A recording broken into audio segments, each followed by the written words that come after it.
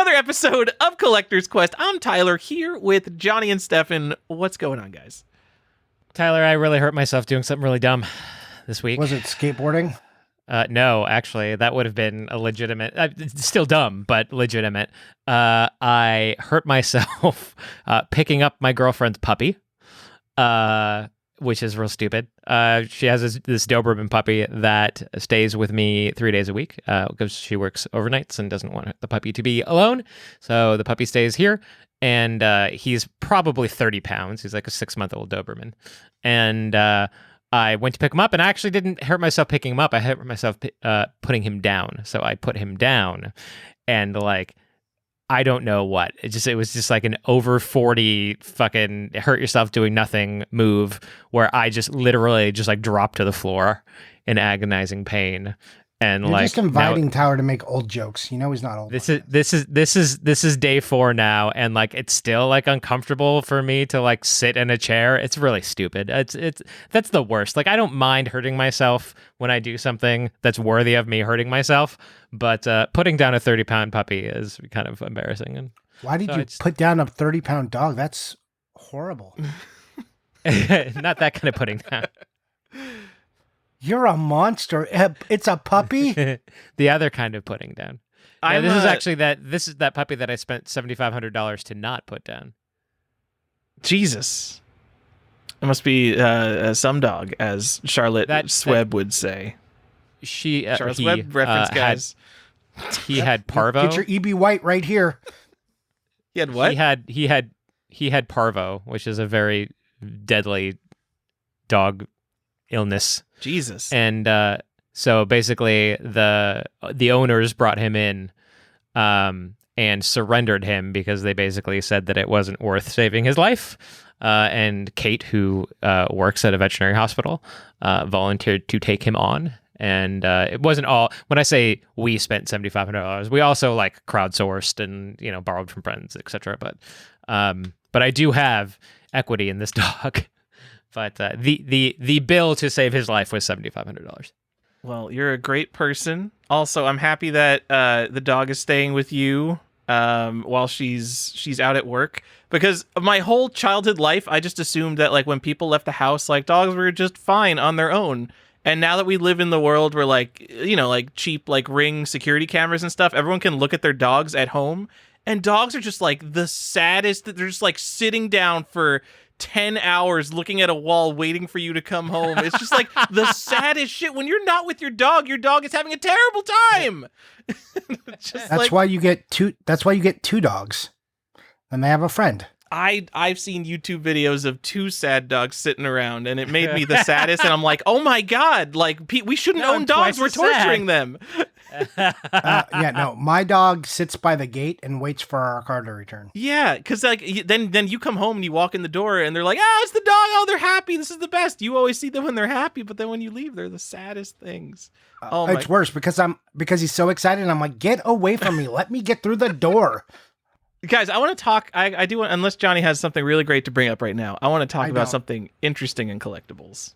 And now that I've said that, I think maybe both of you know what I want to talk about. No, I learned that there was stamp grading. You can grade Chinese stamps, but that's not what I want to talk about. I want to talk about Magic's 30th anniversary set. Yeah. Because Wizards of the Coast, proxies here. Hasbro has dabbled in, I'm not going to say high-end collector products, but very collector-focused products with Secret Lairs, which sell for a small premium. You can get a foil set of Secret Lairs is something like $120 or something, right? Yeah, they've dabbled in the collector market. Secret Lairs are either usually 30 or 50. They've had a couple expensive ones, but they have the new Warhammer 40K Commander decks there's a special foil version, which are $250 each. So they've been dabbling in marketing more expensive collectibles. And so I've recently complained on the show, I want more companies to just say fuck it and release $1,000 bullshit products and see who buys them. And just because there are sports card boxes that cost $5,000 that have 6 cards in them, and people buy them. And I just why don't we see this more with comics and video games and just new modern pop culture bullshit? And here comes Hasbro, and they're like, hey, we're reprinting Beta Magic the Gathering. It's the most premier set. It's basically their first set. Alpha is the same thing. Doesn't matter. 4 packs of 15 cards, so 60 cards for $1,000, and they're not tournament legal cards. That's not true. It's No? $999. I'm sorry. They do make sure that it's not like ridiculous. Like, come on, 4 digits, guys. Yeah. Yes. Sorry. So, For my own clarity, and I could Google this, but I'm not going to. Are they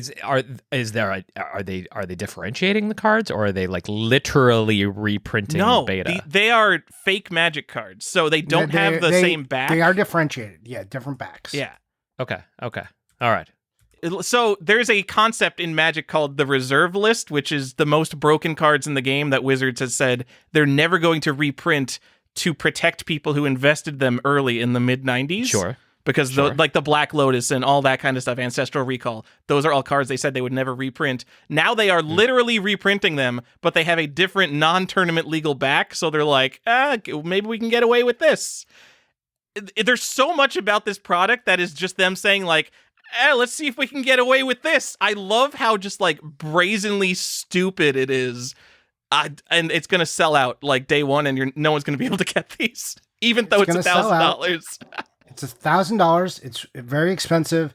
It's going to sell out instantly, and it's paving the way for them to do other sets from the past. So it's going to be.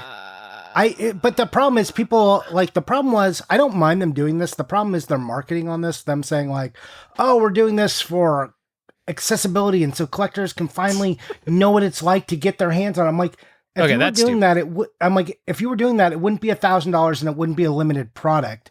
I'm like, because if you can afford $1,000 for 4 packs of cards, like and you just want a dual land, just go buy a dual land. Like, what are you doing? Yeah. Like your chance in getting one is a dual land, and is like maybe one. It's less than 1. It's like 0.75% chance of getting a dual land in every pack. And people who are doing the math and wondering, there's 10 dual lands, but they increased the count of dual lands, the frequency that dual lands will appear. So it's more. If you want a Black Lotus, like the math is something like you would have to buy $24,000 worth of this product to guarantee a Lotus, like over a mathematical distribution. And if you were paying that, you could just go buy a Lotus. So this is not like accessible. A low-grade Lotus, right? Yeah. So this is not about accessibility. This is not giving a collector a chance to open one. This is targeted to a very specific group of people, which is fine. And I'm fine with them marketing to whales, but just like don't come out and act like you're doing the average people buying a booster box a favor, because that's nonsense. Yeah, I think I'm right there with you. Like just as you were. As soon as you said non-tournament legal back, like a differentiator that you can tell instantly that it's not the original card, I have no problem with that. Like, and fine if fucking people like, look, we are part of many hobbies between the three of us that is like, which a big portion of is idiots spending idiot money on idiot things. So like, I have no problem if people want to be idiots with their money, as long as it's not like bamboozling anyone. But yeah, that marketing pitch is a little bit strange. You're right. Yeah. I guess to be clear, if people don't follow Magic the Gathering, we kind of mentioned it, but they don't put out products like this, like literally fake Magic cards at such a ridiculous price. Neither of those things. The closest analog to this is they put out a full set called Collector's Edition, which had literally every card in the same set, and it was an MSRP of $50. Also non-tournament legal cards. $50 for every card versus $1,000 for 60 random cards. It's quite a gap. Yeah. Now, had they come out and just said like, we're reprinting this and it's $1,000 and we're reprinting Collector's Edition, I would have been like, that's like a little extreme, but $1,000, like you're getting everything, sure. But yeah, the 4 packs, and I'm a guy who spends a dumb amount of money on video games and Magic cards, and I'm like, this is not like, why would I do this? Also, like, I have all 10 dual lands. What am I buying this for? My chance at power or a Lotus? I'm like, what? Maybe I would rather just save and buy an actual piece of power or an actual, like maybe I'll just save up and get a Mox Jet rather than put any money at this thing. Oh, I mean, of course. The funny thing, like it's $1,000. I guarantee these are selling for like $2,000 at least when they come out, because there's no way they're gonna print enough of them. Because this, as you said, this is not the product. This is the launching pad for them to print more bullshit like this with like real Magic cards in them next time. This is just the taste of like, guys, we're gonna start releasing products that cost $1,000 now. I'm so excited to see what dumb bullshit they have. I'm so happy I don't collect Magic cards, because like now Magic is getting into this era of like parallel variants and secret layers and serial numbered cards. Oh, and they just did serial number cards too. They also announced their first serialized card, which is a Wormcoil engine. The first one was actually a different card that they were sticking in a secret layer, but this one is like Wormcoil in an actual set and a print run of 500. They doing NFTs yet? Huh? They talked about doing NFTs a while ago. So that is a thing they've talked about before. Hasbro is a greedy company. There's no doubt. So yeah, anyways, I was thinking about that. I was like, I was wondering whether or not this idea came from Business Daddy. No, it definitely didn't come from WotC. It definitely came from Business Daddy Hasbro. So I think the weirdest thing, there's a parallel in this set. So I think like it's like 1 in 3 rares, or like 30% of rares will have a retro back or a retro frame. So these cards look like new Magic cards, but like 30% of the rares are going to look like the original old Magic card. So even if you pull a Black Lotus, you're going to pull the shitty Black Lotus more often than not. So to get a specific retro framed card, you would have to buy over $100,000 in cards to guarantee that you get a specific card.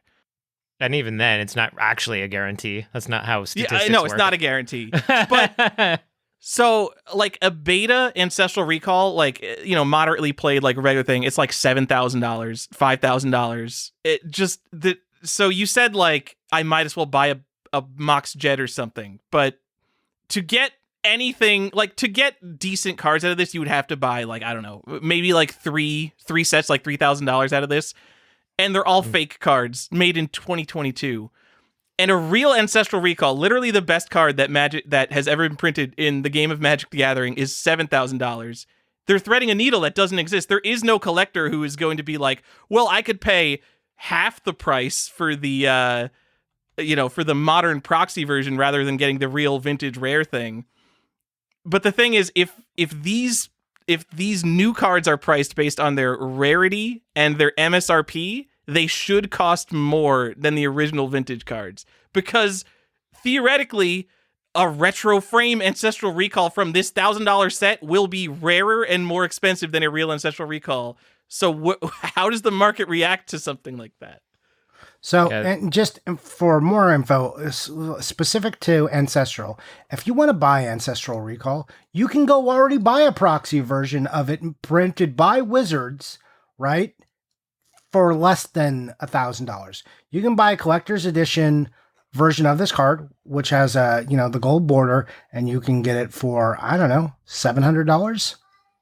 Or you could buy like the unlimited version, which is going to be a little more expensive. Oh, come on, but would still be white border. Don't talk about white border power. Get out. Well, if you're going to buy a gold border, I know. on. Yeah. No. Get out of here.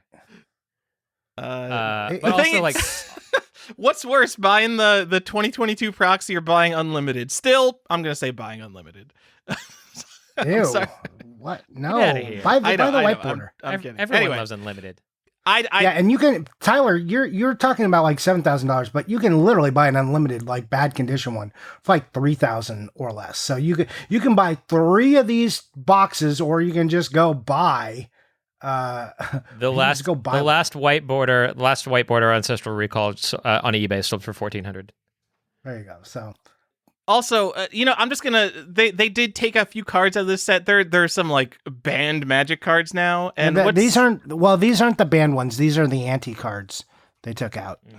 No, they took out Earthbind though. They took out Contract from Below. They took out Crusade, which is one of the ones you're talking about. Ones they said we find these problematic, so we remove them. Invoke Prejudice, maybe. Yeah. So it's shit like that, but. Earthbind is just, I didn't realize this was a quote unquote banned card until literally today. It's just it just has art of a fairy that's like tied to the ground with these red vines. It's so clearly weird fetish bondage art, but that makes it fucking awesome. And they just, they're just like, we're not going to print this. There must be so many more worse Magic cards with art than this. Come on, guys. Yeah, and if you want an Earthbind, you can go get one for $45. If I'm spending $1,000 on your product, I want the weird fetish fairy art. Come on. Anyway, I'm bringing this up because this is a step towards stupid high-end modern collectibles. I'm waiting for the day that Ubisoft just says, "Hey guys, next Assassin's Creed." I mean, they kind of already did this once, but next Assassin's Creed limited edition, where it's $1,000. Want to happen? Serializing all it. Serialized. And you know how we talked about how hard it would be to serialize products? So in my work, we've been talking about serialized barcodes and stuff, and serialized QR codes, and it is a thing, and it can be done, and it's not actually that hard. So Tyler, the future is coming. All right. I'm excited. I'm excited. See, I'm excited because I don't want to collect any of this, but I love like looking at the markets. I am going to be so fascinated in the market for this modern Magic bullshit. Yeah. And all this cards. Magic talk was to get to the eventuality of, hey, this could be coming to video games soon. Well, collectibles, they are realized in steps. And one day that will make it to video games. It might not be Ubisoft that starts it off, but like Limited Run Games or one of these companies, like they sell a lot of their stuff is like pre-orders. Where they'll be like, oh, this is the super ultra extra limited edition for $250. And like they could go crazier. They could say $1,500. Like if they get, I don't know, what would be like the biggest get? I'm thinking like Cuphead, but like if they made $1,000 Cuphead, would people buy it? I bet people would. Look, they could do the same thing with Night Trap all over again. Oh, they could do the bra and panty edition of Night Trap, and I'm telling you, you would get your $1,500 from your 6 people. You know. See, that's the other thing with this thing. Like there are so many people online. People hate this Magic the Gathering product. They're so angry, even though it doesn't affect the game at all, because they're literally not Magic cards. But they're so mad. But the great thing for Hasbro, there's no R&D. They didn't make any new art. They didn't do fucking anything. There's no playtesting. There's no design. They're literally reprinting an old set. So if this sells 100 boxes, they've made $100,000 for doing nothing but printing cardboard. So, yep. But it's going to sell a lot more than 100 boxes. But they have no reason to like overproduce it either. Oh man, it's so good. They're so fucked. Everyone is fucked. Everyone who collects Magic is fucked. All right, just ignore these and move on with your life and don't let it affect you. I think that vintage cards might go up in value because, like, if the proxy Ancestral Recall sells for $2,000 or something, then like, what the fuck is a real Ancestral Recall doing for double that? Like, it should be worth more money. So the argument is when their financiers looked at this, right, and they evaluated Magic and the secondary market, which they supposedly don't acknowledge, which obviously they do. That's a stupid thing to keep saying.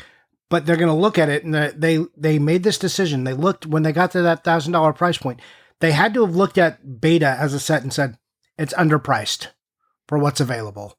So that's where they thought they could squeeze in $1,000 product. So that tells me Beta cards should be more expensive. You know, not that I'm going to suddenly go invest in Beta cards, but yeah, Hasbro thinks that Beta cards are undervalued, and here's your proxies, which are going to start rivaling the cost of those cards. So those cards should go up. Man, so this is what you're saying is people should buy into the dip.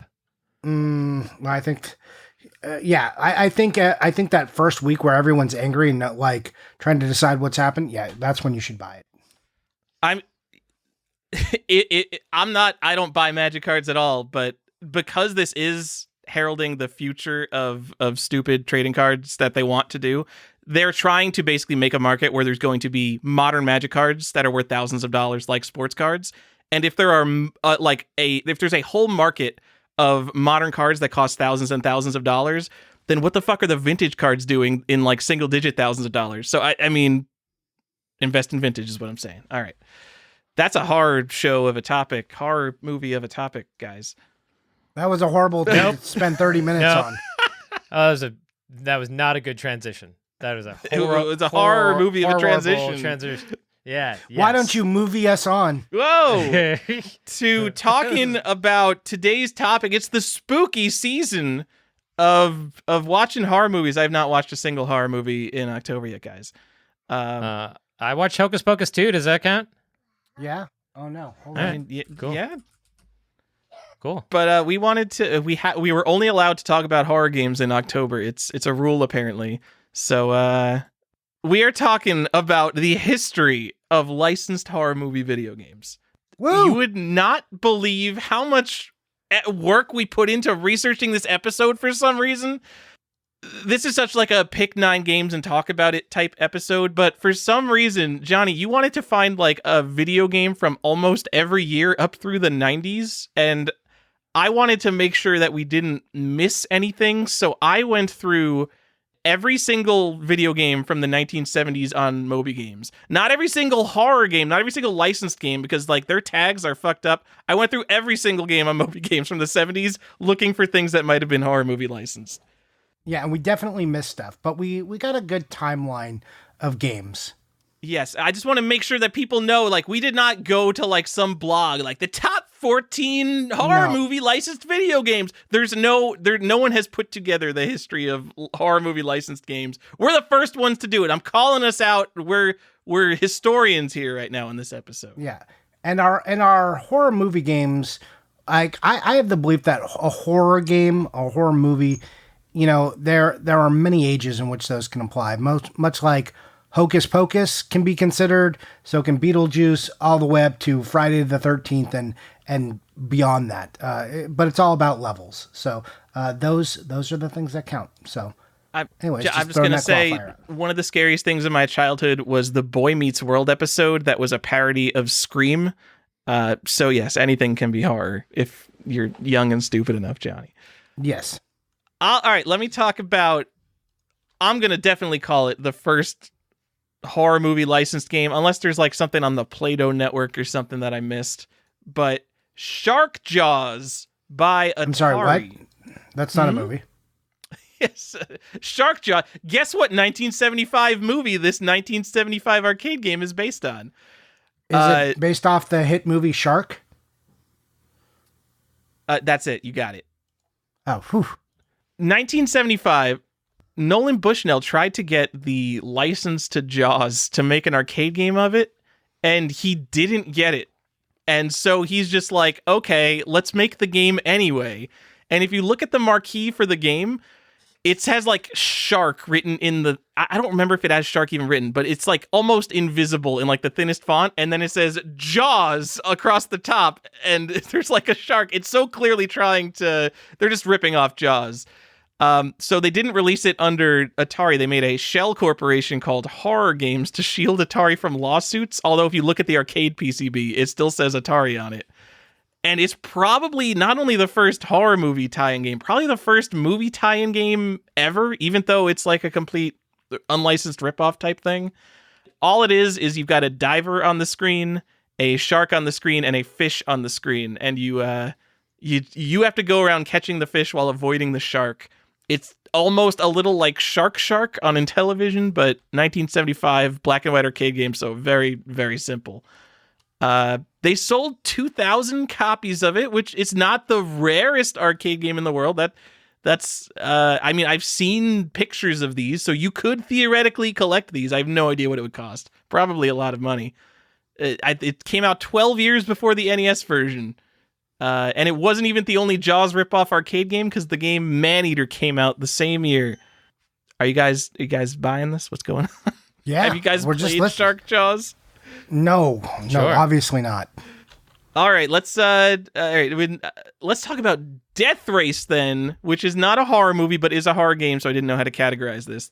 This is another. I want it to be based off of horror movies, and this isn't a horror movie. So okay, I want to make sure we're not missing anything. I want no comments about how we missed something. So Death Race did come out. We definitely are going to have missed things. Okay, so it's a ripoff of Death Race 2000, which is not a horror movie, but the game has like gremlins and tombstones and like the Grim Reaper on the side. It's awesome. It's spooky. It's a spooky game. The game is you basically run over people in a car. You've got a little steering wheel and you run over people, and you could play it 2-player too. It's fucking awesome. It's the coolest shit ever. They've got one at FunSpot. You should go play it. It's a piece of history. It's one of the first controversial video games ever. It might be the first controversial video game ever.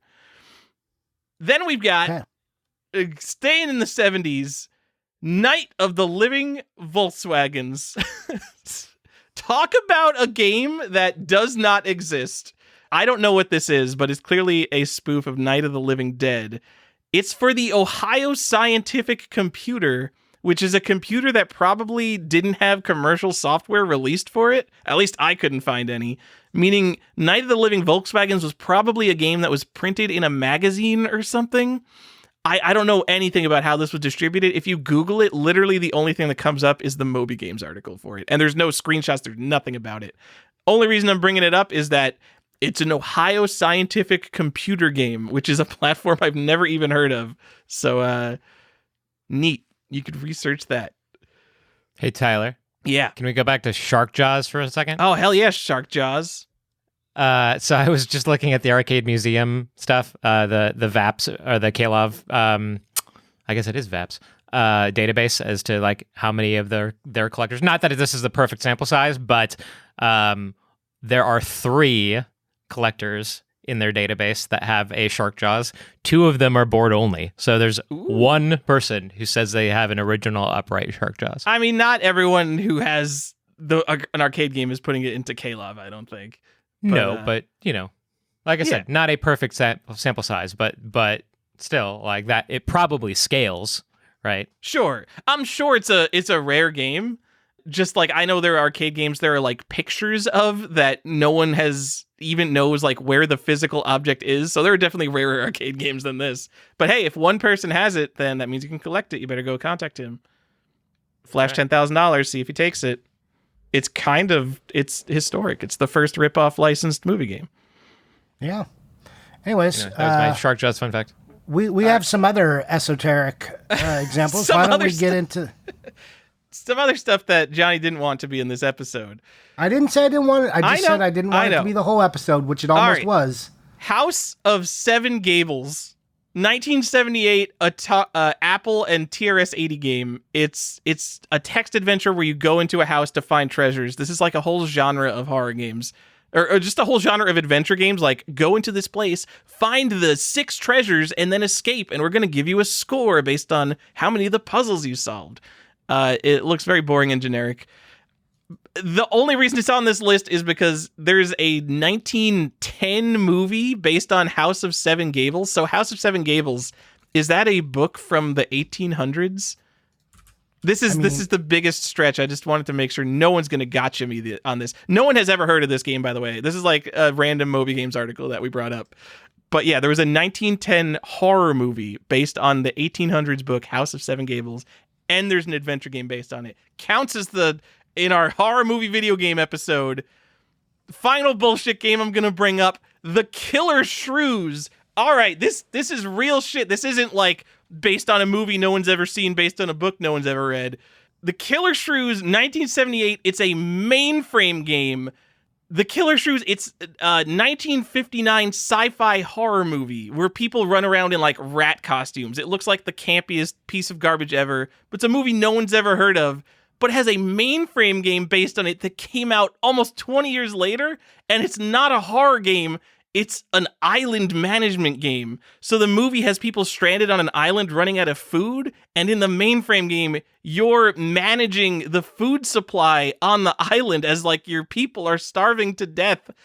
And it's like actually like it maybe fits into the history of like simulation games. So it's kind of a stepping stone to Utopia, which is a stepping stone towards games like Civilization and SimCity.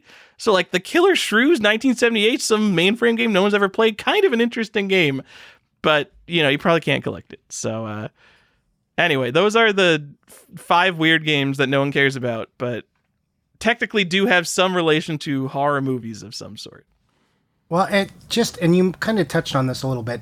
So horror games back in the day, they weren't like horror games as we know them now. It wasn't really until survival horror kind of coalesced into this thing, which we got like these are specific horror games. They just tried to make games that were based on horror properties, but they were other types of games, like an island management game or a race game or all this other stuff. They didn't just become like, oh, by the way, these should all be horror games. Like that wasn't the kind of thing that was done until much later, until the 90s, really.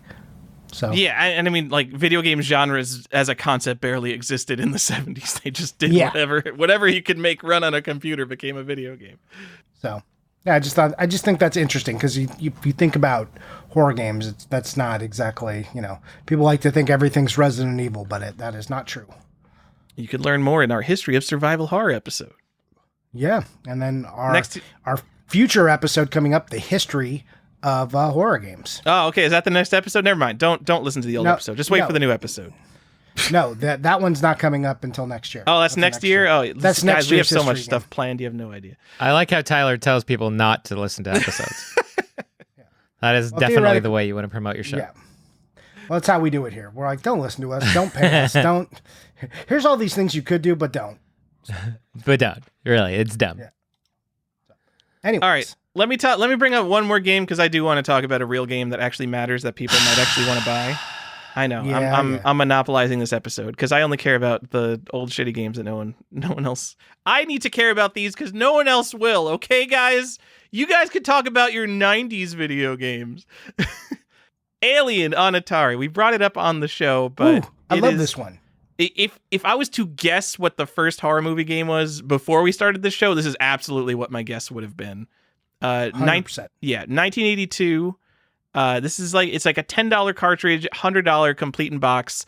Not super rare in 2021 when people were going crazy on video games, like we were going to run out of the supply of video games on planet Earth. These were not easy to find. It was one of the games that like investors were buying. You definitely saw them going sealed. Now there's like a sealed one you could buy on eBay right now, $500, and no one's buying it because it's an Atari game for $500. But this game, it's literally Pac-Man. You play you look like Isaac from Dead Space. It's kind of funny. Go look at alien footage. But you run away from these very deformed xenomorphs.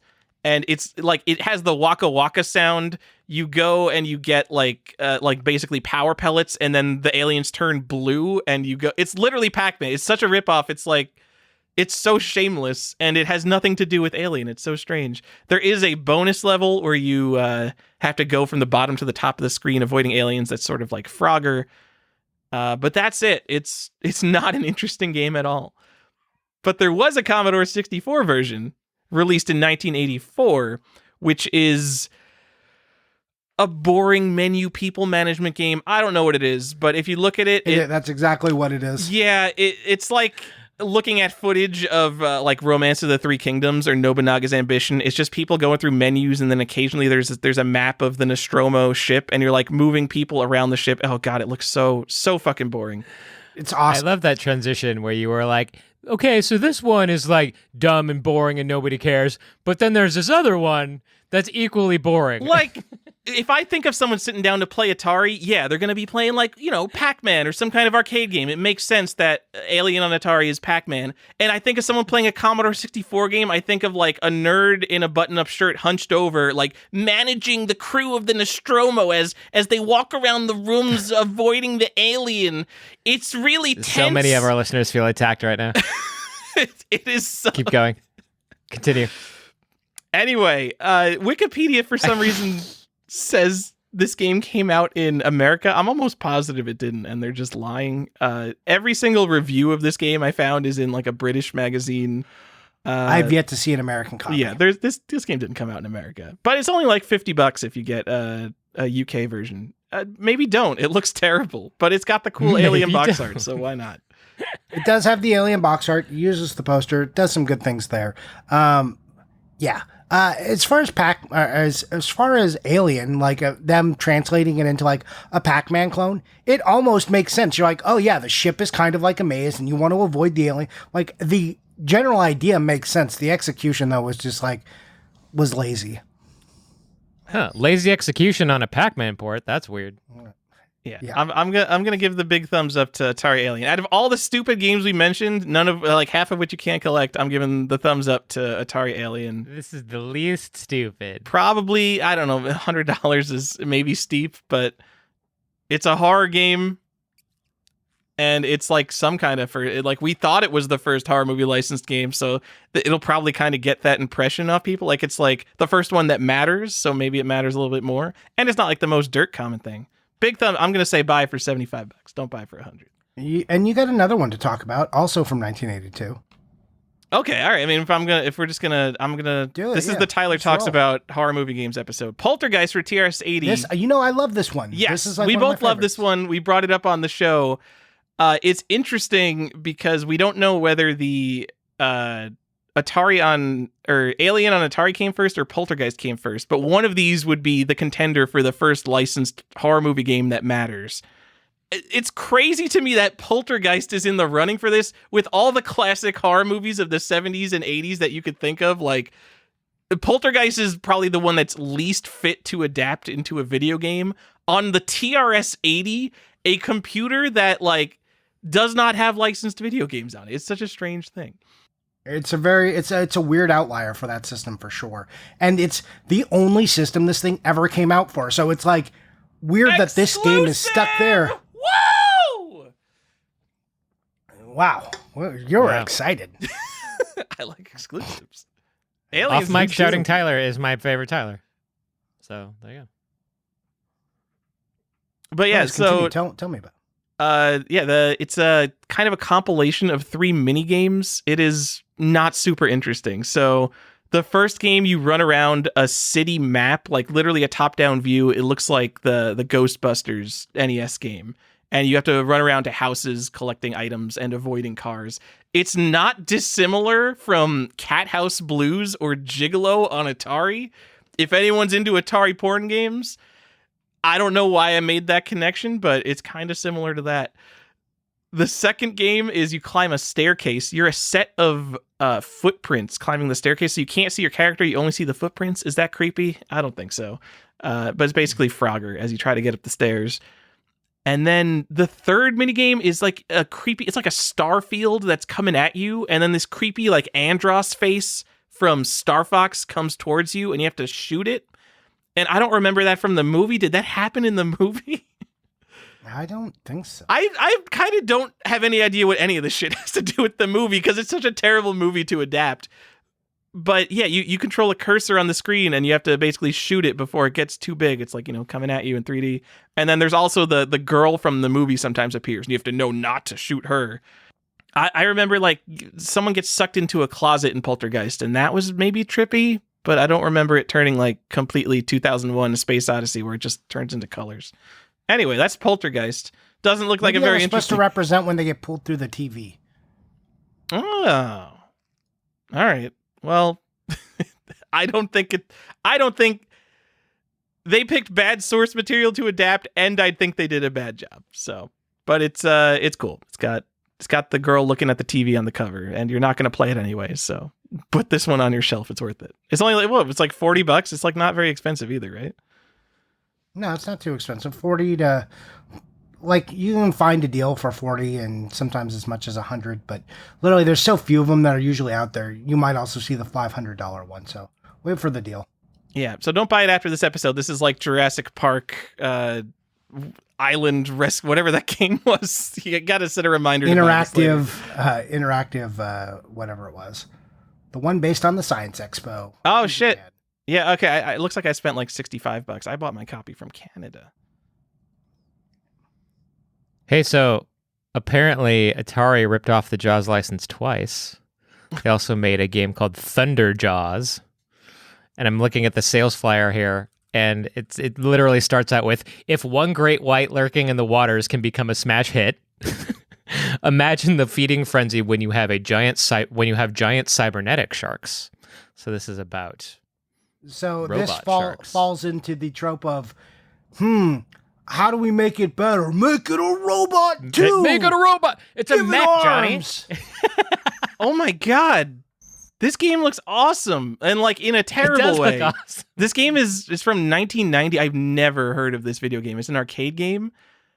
Yeah, but you're Thunder shooting Jaws. you're shooting sharks. You're like a diver shooting sharks. They explode into blood, and then you go into an underground base, and there's women in bikinis tied to the wall, and you have to rescue them. They're just like, oh yeah, we're gonna make a game for 13-year-old boys. It's gonna be fucking awesome. We're gonna blow up sharks and shit. It's gonna be girls. It's so stupid. Oh man, that's pretty good. Sorry, I had to throw that in there. Why? That's man. They had 2 Jaws ripoffs. That's amazing. Oh yeah, the enemies are like women with big breasts. This is such a funny game.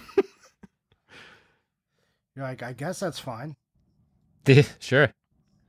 All right. Oh my god, and they like explode into like gore. Oh, this game's awesome. It looks terrible, but yeah, guys, go play Thunder Jaws. One word. Thunder Jaws. All right, thank you for that. Good. You're welcome. Aren't you glad I'm back? Yeah. We're so glad. All the time we're glad. Whoa, it has an Atari ST port, guys. You can collect Thunder Jaws. All right. I mean, you could. And you should. Counts as a horror movie play. This is, I'm gonna say, counts as a horror movie game. All right, fine.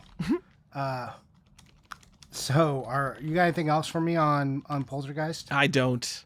Let's talk about games that matter now. Let's talk, and I'm only going to briefly mention this. Maybe you've heard of this game, Halloween, for the Atari. I mean, this is pretty much, I think, the game that people actually think about when they think of like horror movie games first. Halloween and the Texas Chainsaw Massacre. We've talked about them kind of ad nauseum infinitum, right? So don't need to go into too much. They're very expensive. They're kind of rare. They're hard to authenticate. They exist, and they are based off of 2 major horror franchises. And I think Halloween, like not even a nice one in a box. I think Halloween is now my new grail. That's like the new thing I want the most that I'll probably never get. So when people ask me what my grail is and I don't have a good answer, it's now Halloween. So there you go, in a box. But who knows when I'll ever buy one. I think Tyler and I talked about it in the last episode, just too hard to authenticate, too many fakes. I mean, the carts are hard to authenticate. I bet with the box it's easier. Box easier, but it comes up. So there was one for $1,500, and I was like, now I'm like, yeah, I probably should have bought that. So, anyways, those were both in 1983, and those were by Wizard Games, as you know, and they were that was it. They only made those 2 games at the end. And, I don't remember where this was advertised. It might be on the box, but I think it's called like Wizard Video Games, like number 6 and number 7. Like in some kind of advertising, they made it look like these weren't their first video games. Just complete bullshit. They're like, no, we got more of these. Yeah, so you're an experienced developer. You're gonna love it. Yeah. You guys want to hear about something that happened in 1984? Yeah. Tell me. I need more enthusiasm, Tyler. Yeah. Woo! 1984, all right, baby. Woo, we got a couple of games that I want to talk about that are confusing. These 2. So let me just tell you what the games are. It's Gremlins and it's Ghostbusters. 2 big franchises. Gremlins is nice because you can throw it into Christmas. And Ghostbusters is just like a fun for the family until you like watch Ghostbusters and you're like, the 80s had a different definition of family-friendly movies. Ghostbusters is excellent. But there are so many versions of both of these games. Gremlins less, but so Gremlins I'll talk about because it's a little bit easier. It came out on the 2600, but it's very hard to find. Not very hard. It's hard to find, especially complete in box. It's not as common as the version for the 5200. These are not the same games. The version for the 5200 also came out on the Atari ST, Commodore 64. They're like IBM. It's just, becomes a little bit more ubiquitous. And that version is 1986, but the version for the 2600 is 1984. Less common. They're not the same game. They're not the same.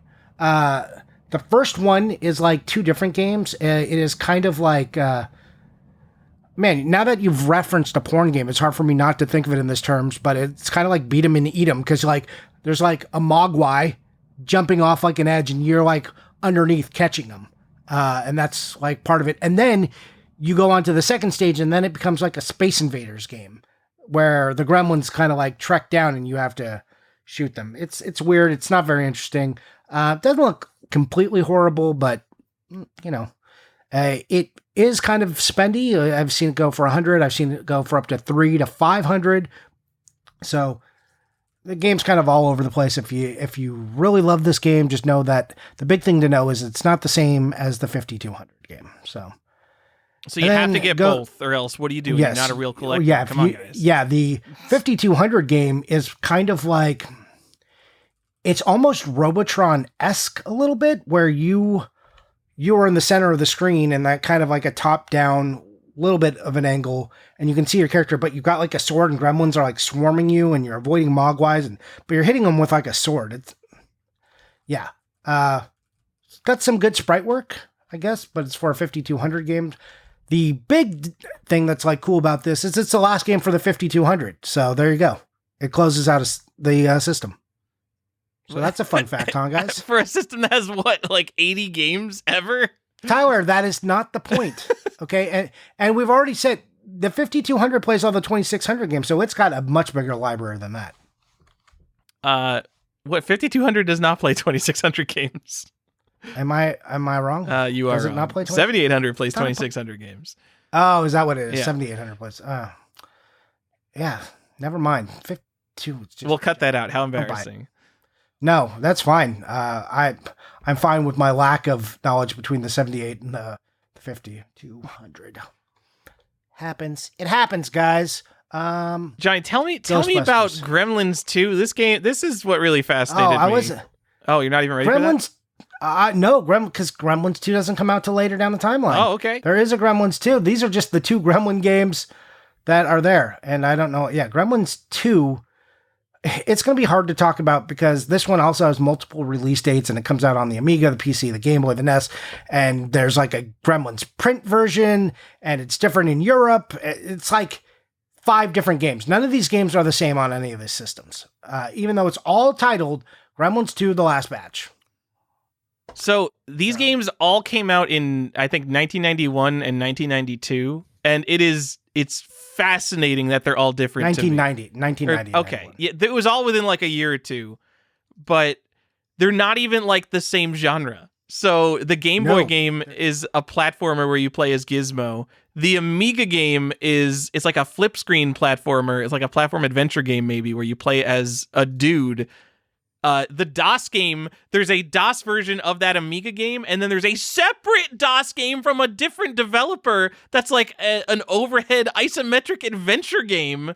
And then the NES game is an overhead game where you play as Gizmo. How the fuck did Gremlins 2 warrant making so many different games? Are you seriously telling me even like the NES to Game Boy transition, they didn't just like lazily port over a shitty version like with DuckTales or something? They made an own unique Game Boy version. It's Gremlins 2. What was happening?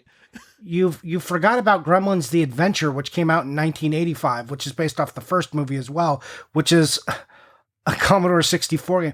Every version of Gremlins that ever comes out gets this like weird version. I don't know why Gremlins 2 specifically, why they thought, we need to keep making different versions of this game. I don't know, but it's a tradition that came out with the first Gremlins when they're like, let's make it different each time. I don't know, Tyler. Yeah, so then there's, you briefly mentioned it, but there's like a Gremlins 2 print shop. It's like a big box PC print shop add-on, so you could print out like Gremlins 2 birthday invitations. I'm not going to count that as a game, but that is pretty funny. No, but also Gremlins The Adventure is like its own separate thing. And then later on, guys, there's a lot more Gremlins games. There's like Spike versus Gizmo. There's Gremlins on the DS, the Wii, and these are just different versions that we're not really going to get into because we're only going to go up into the 90s here. So there's a lot of different Gremlins properties. There's a bunch of canceled Gremlins games as well. So Gremlins has an interesting history. If you want to know all about the Gremlin games, you can literally fall down a hole. Tyler and I did, learning about these fucking Gremlins games. Apparently we ate after midnight and they just... oh, bam! We fed them after midnight. Got them. Oh, that's why there's so many Gremlins games. Yeah, that's what happened. Or we got water on them, they fell in the pool, and just fucking now there's Gremlin games everywhere. After looking at Gremlins 2 with like absolutely at least 4 distinct games, like not even remotely similar, I asked in the Discord, is there any game that literally has more versions that came out simultaneously than Gremlins 2? And Batman Returns, depending on how you count it, has 5 or 6 different distinct games, which is just nuts because that would never happen today. That might not be like the app. I mean, having 5 or 6 different versions is absolutely nuts. That's probably the record on how far you could really push something like this. But I mean, these games that's crazy. I'm not talking about like stuff that got remade and like, 10 years later they made another Ghostbusters game and it's just called Ghostbusters. Like all the games are just called Batman Returns and they came out within a couple of years of each other and they're all different. It's really weird. Yeah, like they just hired a bunch of different developers and said, go for it. Also, that's just not how modern games are made and so much money is them, especially for a licensed property. This kind of shit will just never happen again. Yeah. So if you're really into Gremlins, there's some depth. You can just be a Gremlins collector. Go put all these Gremlins games on your shelf. Get yourself a stuffed Mogwai. Get some of those life-size Gremlins that I think NECA made, and you can go to town. You can go nuts. Do it all. The prop store also has some actual Gremlins for auction coming up. You wanted to, buy some props. Can I get some Gizmo? actual props? They have a couple Gremlins. I don't think they have a Gizmo. And like I said, Gremlins are cool stuff. Works for Halloween and Christmas. So, because, if you don't know, Gizmo was a Christmas present, and this all happens kind of on Christmas Day. So, there you go. Right. Not Gremlins 2. That's not the same. That's the Christmas tree gremlin freaked me out when I was a kid, actually. That was... the gremlin in the microwave, when his mom tosses that shit in the microwave, that is gross. That was a gross scene. Yeah. And it was the microwave and the blender too. Like I think one gets dumped in the blender. I remember. Oh yeah, good. No, thank you. Bet that movie's rated PG. Yeah, well, so was Poltergeist. So there you go. The 80s were amazing. PG for Poltergeist. So let me get to Ghostbusters. So Tyler said he wants all these versions to come out sequentially, or like initially he was saying like within a year or two. Ghostbusters, for some reason, gets a game like every year or two. There's just a new version. It may be Ghostbusters, Ghostbusters 2, or the real Ghostbusters cartoon, which we're not talking about. But the Ghostbusters property does get a lot of new games. It's just so ripe for, it is really the perfect video game property. You can do a lot with it. And they did. Yeah, they did. So the first Ghostbusters in 1994, made by Activision, you can get it for the Amstrad. You can get for the Apple II, the Atari 2600, the Commodore 64, the MSX. There's the NES version, which did not come out in 1984. There's a PC one. There's a Sega Master System version. There's a ZX Spectrum version. There's just a lot. Now, obviously, these didn't all come out in 1984, but titled Ghostbusters. So if you go over the years, that's like a game almost every year. And it's just Ghostbusters. And they just keep remaking it. And then you got the real Ghostbusters cartoon, and they made a bunch of stuff for. And then you got Ghostbusters 2, which comes out, and they get the same treatment. Same treatment. You're just like, oh, we'll get some more massive amounts of Ghostbusters games released. In 1990, the Genesis version came out of Ghostbusters. And 1990 also had Ghostbusters 2 for the NES, for the Game Boy. And then let's not forget about new Ghostbusters 2. Hey, here's how much we like Ghostbusters 2. That for the Nintendo, they made a Ghostbusters 2 game. And then in the PAL and Japanese territories, they went, that's not enough. Let's do something called the new Ghostbusters 2, which is not the same game, and release it 2 years later in 1992. Weird, right? That is weird. So there are a lot of versions of Ghostbusters, but in 1984, we kicked it off with that sweet, sweet Atari version. Great game. Go check it out. Great game. Fun. I say this, go check out the Ghostbusters games. There's some cool ones. The Ghostbusters 2 games are actually pretty cool. Tyler and I watched some good footage of those. Yeah, I've never played. So there are a bunch of, there's a couple Ghostbusters platformers that look okay. The only version I've played is the original Ghostbusters game. So like the one that's on like NES and Atari and Master System. The funny thing aren't is, exactly the same. They literally are. What are you talking about? They're not exactly the same. They have some different stuff in them. They might have differences, but they are fundamentally like you have the Ghostbusters logo running around a city and you run around collecting ghosts and then you go to the Zool building. They're the same game, Johnny. They're not. They are. What are you talking about? They're not exactly the same. Oh my god. Are you telling me that the properties based on the first Ghostbusters movies did the Ghostbusters thing? Of course they did. What are you What are you talking about? What are you talking about? Is the same. Atari version the first one? Yes. Okay, it is. So the Atari version, you run around a city as the Ghostbusters logo, and then you have little driving scenes where you drive to the building that was flashing, and then you have a little side-scrolling scene where you catch a ghost, and that's the game. There's like 10 versions of this same game based on the Atari game. Don't tell me there's not. The NES version is this game, the Master System version, the MSX, the Commodore, ZX Spectrum, Apple II. All of those are based on the Atari game. And it's really I weird. love what's happening right now. I just want to say that. Oh my god. You love it? I'm gonna Yeah, I do. It based on, but it's not the same. Like, yeah, they tried to start do my the own same thing. podcast.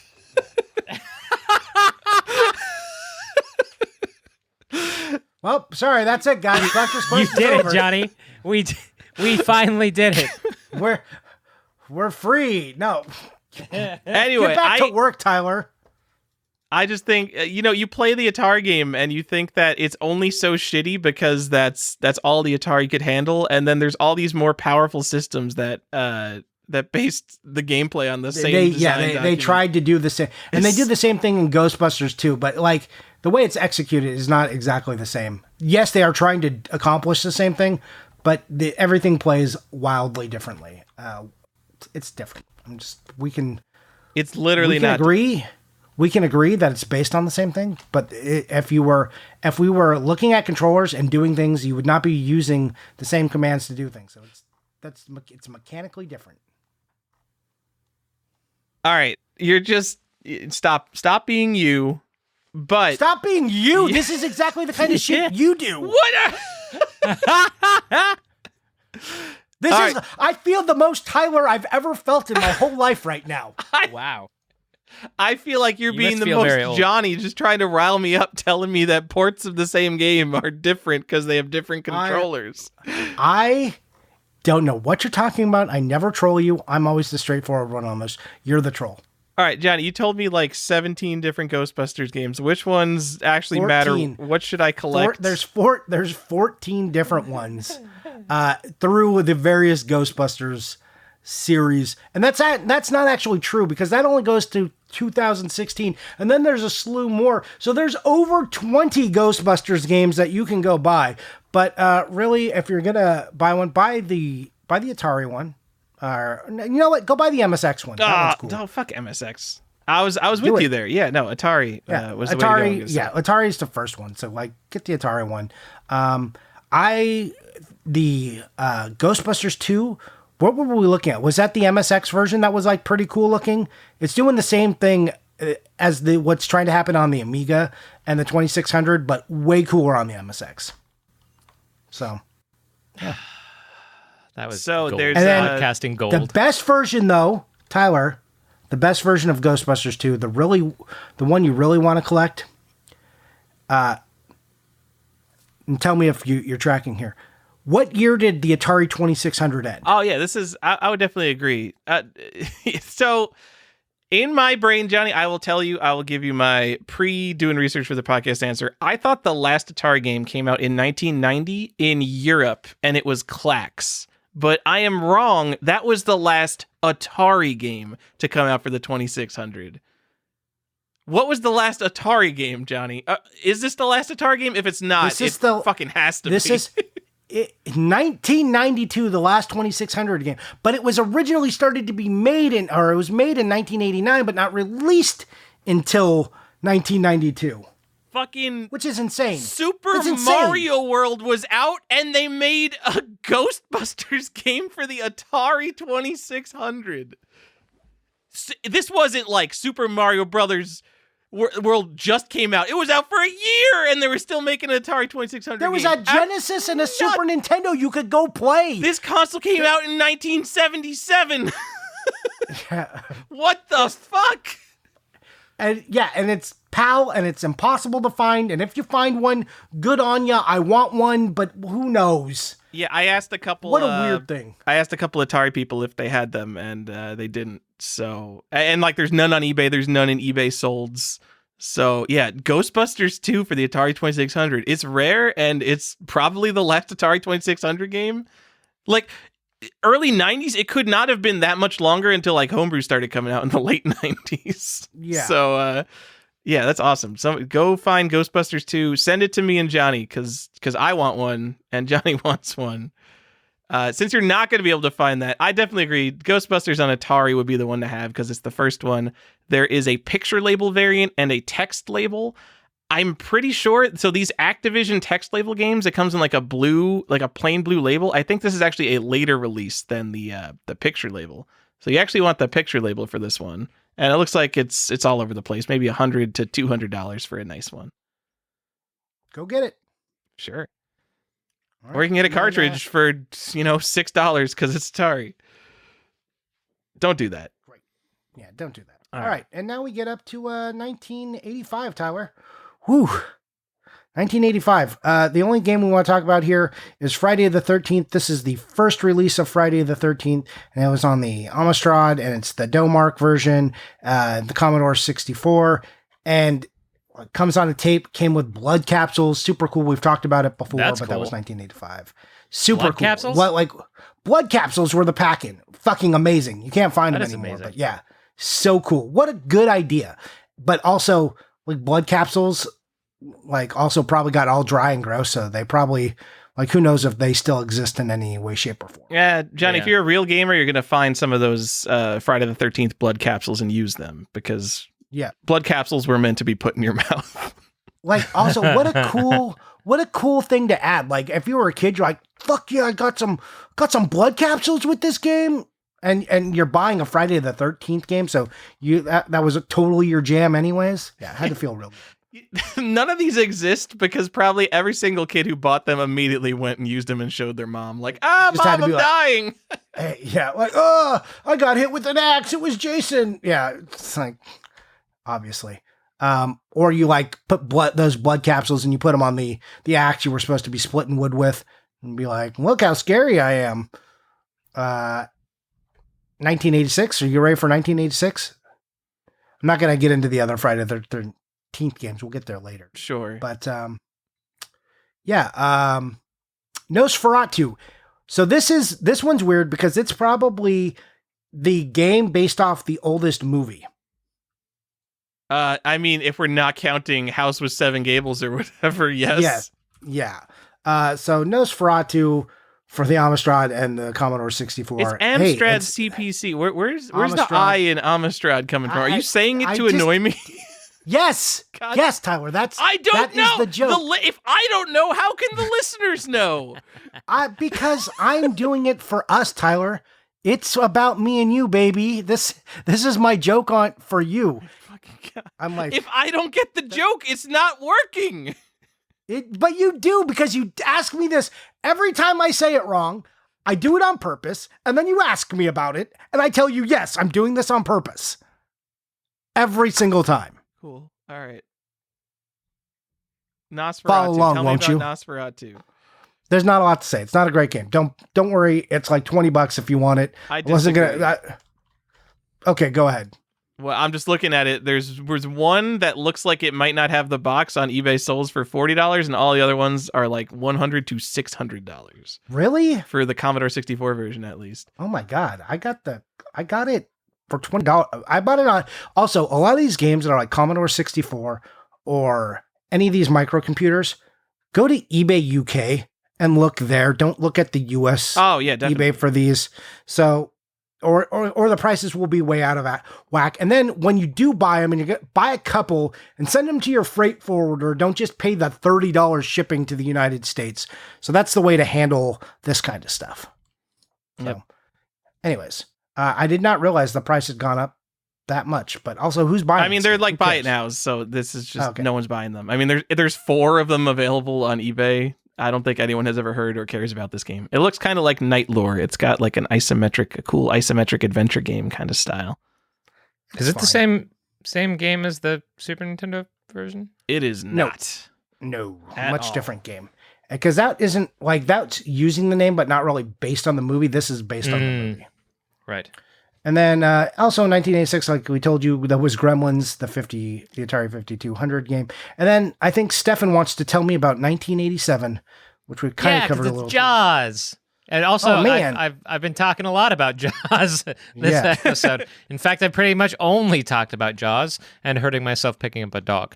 So 1987 is Jaws. Right, this one has a little bit of an interesting production fun fact in that there is a 5-screw version where there really shouldn't be a 5-screw version because they had already kind of transitioned into the 3-screw, both cart and the moving away from the hang tab packaging. So this is a little bit of an anomaly to the point that like people are slabbing 5-screw versions of this cart and paying $1,000 for them for the cart, which is ridiculous. Stop That's that. nuts. I think it was like graded like a 6 or 7 on Heritage Auctions. This was in 2021 when everything like video games were going to go to the moon forever. But yeah, Was it the a July loose cart of auction? Jaws has sold for $1,000 on Heritage Auctions. Yeah. Fucking weird. I just wanted to talk about it because I have very fond memories playing this with my sister April. I could never stab the shark. That was the like frustrating Oh, it's thing. so hard. But- Yeah. So the game is like 5 minutes long. All it is like grinding. It's like basically a pointless game. And then at the end of the game, Jaws jumps up at you and spins around, and you have to stab him with your boat at the exact right time, and it's not clear when to stab him. Yeah. And does it get easier the more you do the loop? Is that how it is? Like where like it's like the gameplay gets harder every loop, but like it's easier to stab the shark. No, So like eventually you'll have a better chance stabbing the shark. before you stab him, you have to fight him. You have to fight him in like the 2D section. So it's a side-scrolling game, 2D, and then you fight. You like shoot harpoons at him, and your harpoons do more damage the more you level up. Right. But yeah, the stabbing him at the end, you just have to do it. Come on, that game is real short and easy. Stefan, you can go beat Jaws. Sit down and beat Jaws. I like I said, I could pretty easily get to the boat stabby shark part and then could never actually stab the shark. Go look at YouTube, figure out the timing, and go do it. I should. Jaws is not a good game. Don't play it. That would actually really be fulfilling now I'm thinking about it. Maybe I will do that. All right. You should. It's Halloween. It's the right season. That and Rescue Rangers were the two games me and my sister played a bunch. You probably never beat Rescue Rangers either, right? That game's super hard. Oh, super hard. I played Rescue Rangers, probably the game I played most with my friend as a kid on NES. We never beat it. It's Really? like the easiest platformer on NES. It is Never the got to easiest the end. platformer I on NES. sucked at Yeah. video games as a kid. Anybody what have game anything did else you fun to give say up about on? Jawas? No, tell Okay. tell us about the computer game as well. Might as well move up to 1989. Oh God. What? The computer. There's the other Jaws. Oh, yeah, I didn't even see that. I mean, I obviously Oh. did because I highlighted it. I don't have any fun facts for the computer version. Okay. Well, there's another version of Jaws called Jaws: The Computer Game. Very, very interesting about that. It's just, this is one of those things that came out for the Commodore 64 and the Amiga, and they were just capitalizing on it. So, hey, if you want to play Jaws, because making a game about a shark is interesting for people, it is not. It's very different from all the other Jaws games. So it is more like an adventure game. So I think it's actually the coolest Jaws. So you can go check that out if you have not seen. I want to see Jaws the And, computer game. Yeah. Oh, and whoa! it's so much different. It looks like every Amiga game ever, though. There's this sweet splash screen. I'm going to refute that, first of all. Every Amiga game ever makes me think of like a 2D run and gun shooter. Okay. Well, this like every time I look at an Amiga game, it always looks like this to me. This thing has like a sweet intro splash screen where it's like it says the terror begins, and it has like it's like a first person perspective, and so you just see like your arms and legs as you're sliding down the boat into Jaws' mouth. It's good stuff. Yeah. Now I want to play it. No, I'm telling you, this is the cool Jaws game. This is the one that people aren't talking about. Yeah. There's actually a button for buy bigger boat. Also, I'm pretty sure, guys, the DOS and Commodore versions are different from the Amiga Jaws, the computer game. I don't know. I was not prepared to talk about this game. It doesn't sound like you guys were prepared to talk about this game, but there are multiple versions of Jaws, the computer game, it looks like. Really? They do. Yes. They do look very similar. Look at Amiga versus DOS. So there's the cyan and magenta DOS version, and then there's the Amiga game. Yeah. They're completely different. Huh. All right. Well, we just learned something on this episode. They don't look there you completely go. different. How we spent like 4 hours looking up games. How are we not prepared to talk about I them? didn't highlight Jaws. It wasn't mine to talk about, Stefan. I didn't see that one. Also, they don't look different. They look like the same. They look like a different. You are just trying to do the Johnny thing, but in reverse. No, now. they are literally look different like a games. different color palette of the same game. What are you talking about? One's like an adventure game with a cursor. Are you looking at? You're looking at the what? Describe the Amiga gameplay to me. I'm looking at the DOS version and the Apple II version. Those aren't. Did I say the DOS is different from the Apple II version? I said the Amiga version looks different. Yeah, it is different. It is more of a texty adventure game, and the color palette is just the grossest, pinkest and bluest. It looks like I don't know. It's like Florida colors, like pink and blue. You're just like, what is happening? Oh, I see. Okay, I see it. It's like I don't know. I get my strong Miami Vice vibes from this color palette. Stefan, Yeah, move so us on. Oh, So then we don't know anything about this game. The Amiga, Amstrad, Atari, Commodore, MSX, ZX Spectrum version is different from the DOS, Apple II, and Commodore version. But they conveniently have the same name, Jaws the computer game. Great. They sure do. Thanks for all the beautiful naming conventions that happen in games. It's the goddamn worst. Anyway, so yeah, now there's a bunch of Jaws the computer games you can go buy now. Fill out your list. Woo! Also, don't forget about Thunder Jaws. You could be a Jaws collector, though. We've given you a lot of options tonight. That's true. So that was 1987. Those were 1989. But hey, there's a year in between that, and that's 1988. And we got some good ones in 1988. By we have some good ones, I mean I'm only talking about one. And that's Fright Night, but it's amazing. Fright Night is not a super awesome game. It is for the Amiga, and it's got the split screen, and you can play two players. You can either play as the vampire or the person not the vampire trying to kill the vampire, and you do that by destroying his coffins, or as the vampire trying to get girls and bring them back to your coffin. And that's this whole game.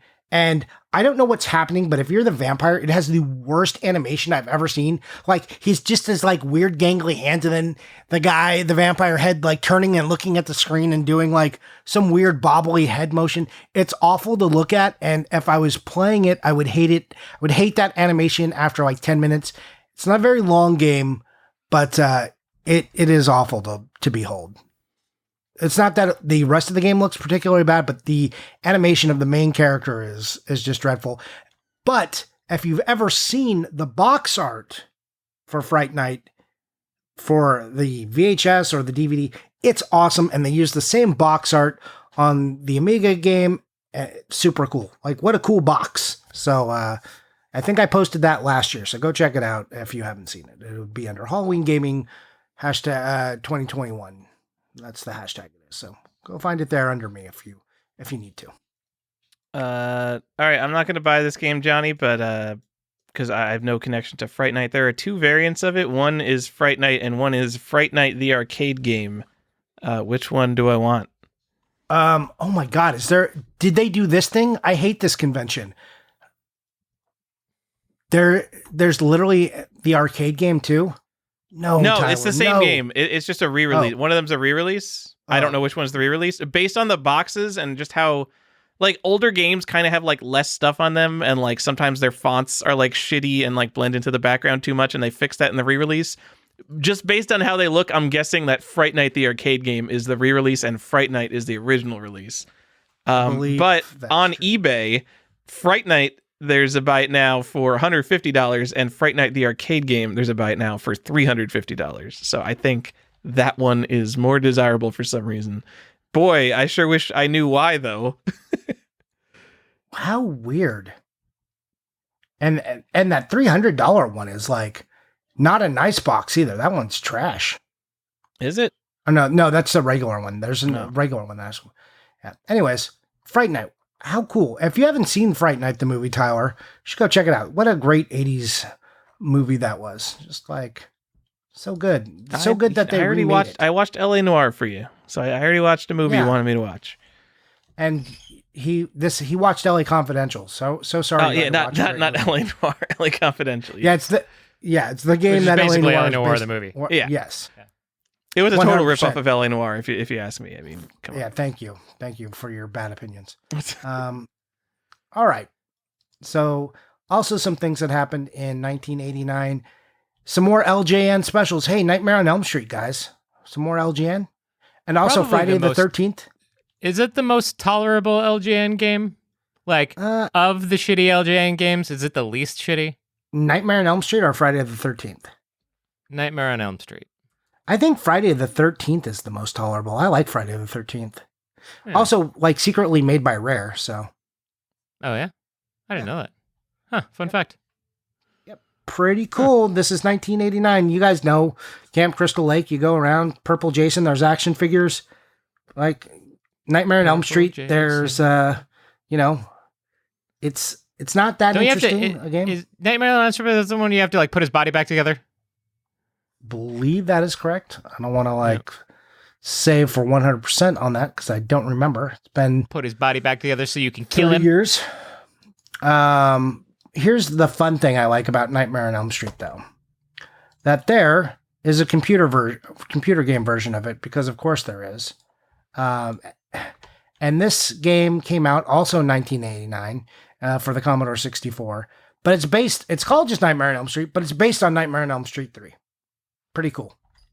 But the box art is horrible. It's like blue and white tiger stripes, which I guess are supposed to be like claw slashes. And it's just got like Freddy on the cover. It's a less good box. It's not spooky. It's too brightly colored. So that's a miss for me. But It looks like go check it out. like a promotional headshot of the actor almost. It's just not imposing or creepy at all. No. It's so bad. And like I said, I know it's supposed to be claw rips, but it just looks like tiger stripes, and you're just like, nope, don't care. Don't care about this at all. The game itself is, it does look like a headshot of like Robert Englund. He's like smiling, and he's got the claw to his like face. This game, if you're looking at this in 1989 and for the Commodore, you expect better. Like, you are a tiny little white figure that like runs around like a neighborhood, but everything is closed off, and you get chased by something that looks like a bear but is actually a Freddy sprite. It's not great. I do not recommend. So one had a no reserve auction in September, and it sold for $10.50. Like a pretty nice complete copy with all like advertising inserts and stuff. That's a really good price. And then another one sold at a minimum starting bid of $70 in July, and that got a bid, so that sold. And now the ones on eBay they've got like buy it nows for $100 and $250, and no one are buying them. But like for some of these like ultra obscure games, like no one is looking for the Nightmare on Elm Street 3 Commodore 64 game. If someone puts it up for a no reserve auction, literally no one might bid on it, and you might get it for $10. So yeah, like most people don't know this exists, and they definitely don't know it's based on Nightmare on Elm Street 3. I mean, I bet less people would buy it if they knew it was based on Nightmare on Elm Street 3. Nightmare Not on saying Elm that's a Street bad movie. 3 I'm just is, saying that's like one of the beloved ones. No, I know, but I find if I'm not buying this game to play it, Johnny. I'm just saying I think it's cooler to have it just based on the series as a whole, or the first in the series, than to based on this specific sequel. Sure. I don't disagree with you. Yeah. I'm just saying Nightmare on Elm Street 3 was like a good one. It's one of the ones I liked as a kid. That's Dream Warriors, right? Yep, that is correct. Anyways, Hey, here's one. Tell me if you guys know what this movie is. Nightbreed. You guys ever heard of Nightbreed from 1990? Heard of it. I don't think I've ever seen it. Okay, so this is Clive Barker. That'd be why. You don't know Clive Barker, or is it too scary for you? No, why I would have heard of it because it's. Oh yeah. No, like it's a major horror entity. You know. So this one, I'm not sure exactly where to count this. So Nightbreed, the interactive movie, it came out in 1990 for the Atari ST, DOS, Amiga. So the cool thing about this is this game was supposed to be a trilogy. And because also in 1990 came out Nightbreed, the action game for a few more systems. The Amiga, it included the Amstrad, the Atari ST, the Amstrad, Commodore 64, DOS, and the ZX Spectrum. There was supposed to be an RPG. There was supposed to be Nightbreed, the RPG game, and that was canceled and never made it out. So it was supposed to be a trilogy.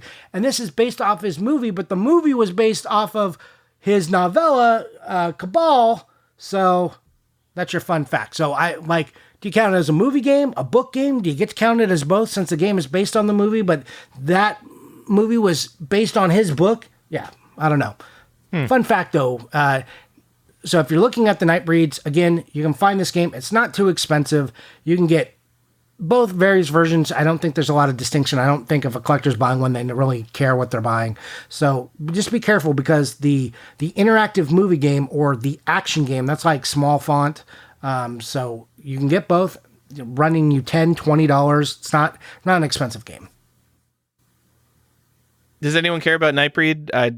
I don't care. I've never seen it. I don't hear anyone talk about Nightbreed. Why are there two games based on Nightbreed? Well, it's supposed to be a trilogy. I mean, it's Clive Barker, so that's like a big deal. And then I think another cool game that came out in 1990, we're moving past Nightbreed now. And Stefan can tell us about this one. Stefan. You about Phantom Fighter? Yeah. Oh. Because you didn't know about this. It surprised you, so. Yeah, no, I was just surprised that Phantom Fighter, which I was very aware of, was based on a movie title at all, based off the 1988 film Mr. Vampire in Japan. 1985. Mr. Vampire? Yeah, it came out in 88 in Japan, the game, but the movie is 1985. Got it. Yeah, totally not aware that this was this like a licensed movie property at all. So yeah, that just surprised me. I wasn't aware either. This is more like a fun fact to throw out because I don't think many people know this. Yeah, because it's a pretty competent kind of arcade side scroller, and but yeah, there's nothing that would lead you to believe that this was a movie tie-in. No. It's got a very recognizable box, that bright pink box for the Nintendo. Like, it's a game you've seen, but not a game you knew was from a movie. Did Mr. Vampire get an MPAA rating? This might be a secret entry into the R-rated NES movie game set. Ooh, I don't know. This would be like a real good one to pull out. Oh, PG-13? It got rated in 2004 for the first time for a digitally remastered version. PG-13. Damn it. It's also considered, there's a part 2 as well. So I don't know if there's a part 3, but yeah. But Chung Fat is in part 2. The sequel to Mr. Vampire? Yep. Okay. Well, I will never watch this movie. Thanks for telling me. There's a part 4 too.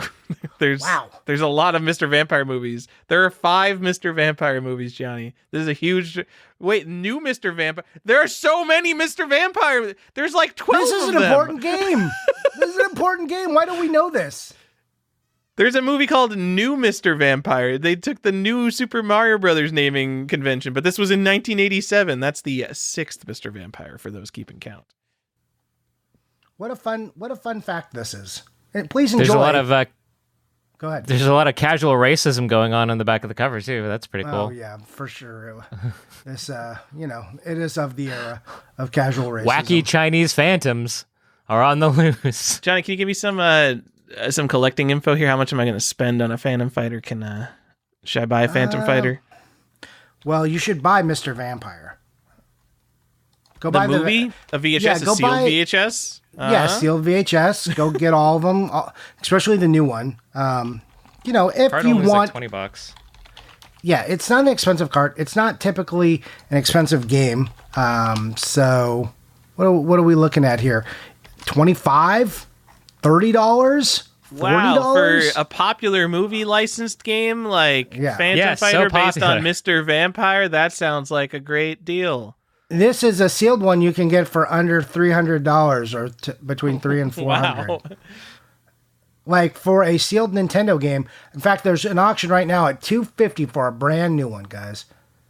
Yeah. Not in great shape, but you could buy a new one. $40 complete seems to be the norm Yeah. right now. But yeah, there's nothing about the game itself that would tell you like, hey, this is from a movie. And again, it's called Phantom Fighter on the Nintendo, but really it's a Mr. Vampire game. Woo! And in Japan, it is called Mr. Vampire. So in Japan, I do they really know. dig the art too. The art's pretty good. So, anyways, go pick it up and throw it in your collection. And people are asking why we didn't talk about Dr. Jekyll and Mr. Hyde, because that is, while there's been a movie made for it, this game was not based on a movie. And that's just a qualifier for a lot of games you might ask about that aren't actually based on the movie. They might. No one's asking about any of these games, don't worry. Okay. No one's like, you're Nightbreed, the interactive movie. You got something wrong about that. I mean, they might be. I don't know. People are aggressive. And you know the type of people who listen to our show. We get corrected all the time. Daddy Mulk's out there just like rubbing his hands together. He's ready. I don't think... Not that he does it in a shitty way. He just we actually- usually like, what did we mess up? What did we mess up on? Tell us. We don't have that many Sega games yet. Well, I guess because the Genesis wasn't out. We're still talking about 1990. Well, Genesis was Yeah, out. no, there's some Ghostbusters games because like we talked about like series like Ghostbusters and Gremlins and stuff, which wind up showing up on these types of systems, but we're lumping them together.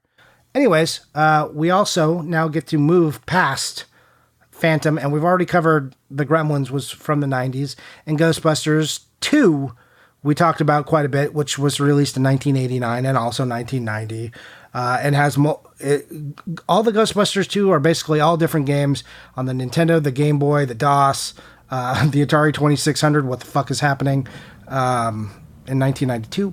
I don't know. Just pick your poison. But the one that we're going to let Stefan talk about because it is a property close to his heart. Tell us about 1991, Stefan. Arachnophobia? What's that? I'm sorry, fear of so spiders? Arachnophobia, based off the... Actually, I like this movie a lot. Come to Loved think of it. But does freak me right the hell out. But there was an Arachnophobia game for the Amiga, the Amstrad, the Commodore 64, and for good old DOS. Screenshots that I'm looking at here for the Amiga, for instance, is kind of like it reminds me a lot of kind of the Spy versus Spy split screen where you can see more than one floor of an apartment complex on the same screen. And you're going through and you're shooting spiders. But what is kind of interesting, fun fact, as it was originally distributed and published by, or the movie was distributed by Buena Vista, which is a entertainment company under the Disney umbrella. It was published by Disney Software, which would go on to become Buena Vista Games, which would go on to become Disney Interactive, which would go on to become Disney Interactive Studios, and then temporarily back to Buena Vista Games for a little while. You know what? They couldn't make up their mind. But yeah, so it was actually published by Disney, which you wouldn't necessarily link to arachnophobia or horror games in general. No, it's very confusing when you get the box and it says Disney on it. You're like, I'm sorry, what is happening? Great box art, by the way. Like the movie art, the poster, beautiful. This looks kind of fun, actually. Like I do kind of want to check it out. Does it? It's very repetitive. It's like kind of in the Very Ghostbusters. repetitive. Like you drive around a neighborhood, you stop at a house, you go clear the house of spiders, and you just do that forever. Oh, I'm It's not, sorry. like, Are you very complaining about a repetitive fucking Commodore 64 game? Yeah. I mean, this Yeah, is I am. 1991. There were good games that existed in 1991. Anyways, Anyway. it's a shooter of sorts. Somebody tried to tell me it was a shoot 'em up, and they want to classify it as that. So complete your shmup collection now by getting Arachnophobia, the Disney game. Yeah, it's fun. Is no one impressed with this? This is very cool to me that this was put out by Disney, and also it just got some of my favorite movie poster art ever. It's like this purple and blue and the moon and the spider hanging off it. Man, it captures exactly what the movie is, and the movie just makes your skin crawl the whole damn time. And if you don't know, the spiders are super poisonous, and one bite kills you, and they're very aggressive. I do not like it.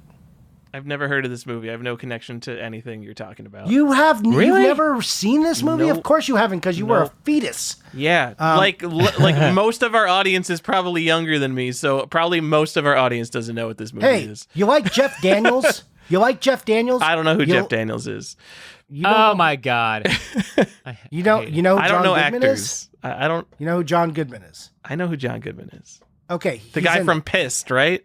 The Mist parody game Pissed has John Goodman in it. Yeah. Stefan. Hey, guess what, Johnny? Yeah. Fun fact: the Amiga, at least the Amiga version, comes with a free Arachnophobia novel. It does. I know. I didn't get that version. I really want it. Why is there an arachnophobia novel? Is this Because everything back then got licensed movie novels too. They had these they would put the cover on it, and it was this shitty write up. They did it for my favorite one they did it for was for Bram Stoker's Dracula. You're like, there's already a book. You didn't need to rewrite but they rewrote the movie into a book. But there's already a book. Just very confusing times. Everything has a movie novel. Every movie has a kid might have watched, wound up getting a shitty adaptation, short 200-page tiny novel or 160 pages. Just go look. You'll just be surprised by all the dumb books that are out there for all these dumb things written by hack writers who were just churning this stuff out. Or good writers who just need a gig. It even says Disney on the sleeves of the yep. 5 1/4 discs. That's pretty good. Does. Yeah, that's the version I have. So Pretty I was good. waiting till we did this episode to show it. It's a Scholastic novel. Yep. That's pretty good.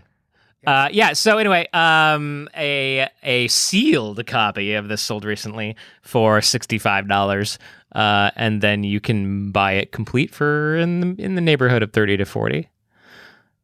Good old 5 1/4. Ooh, this comes with 5 1/4 discs and 3.5 discs.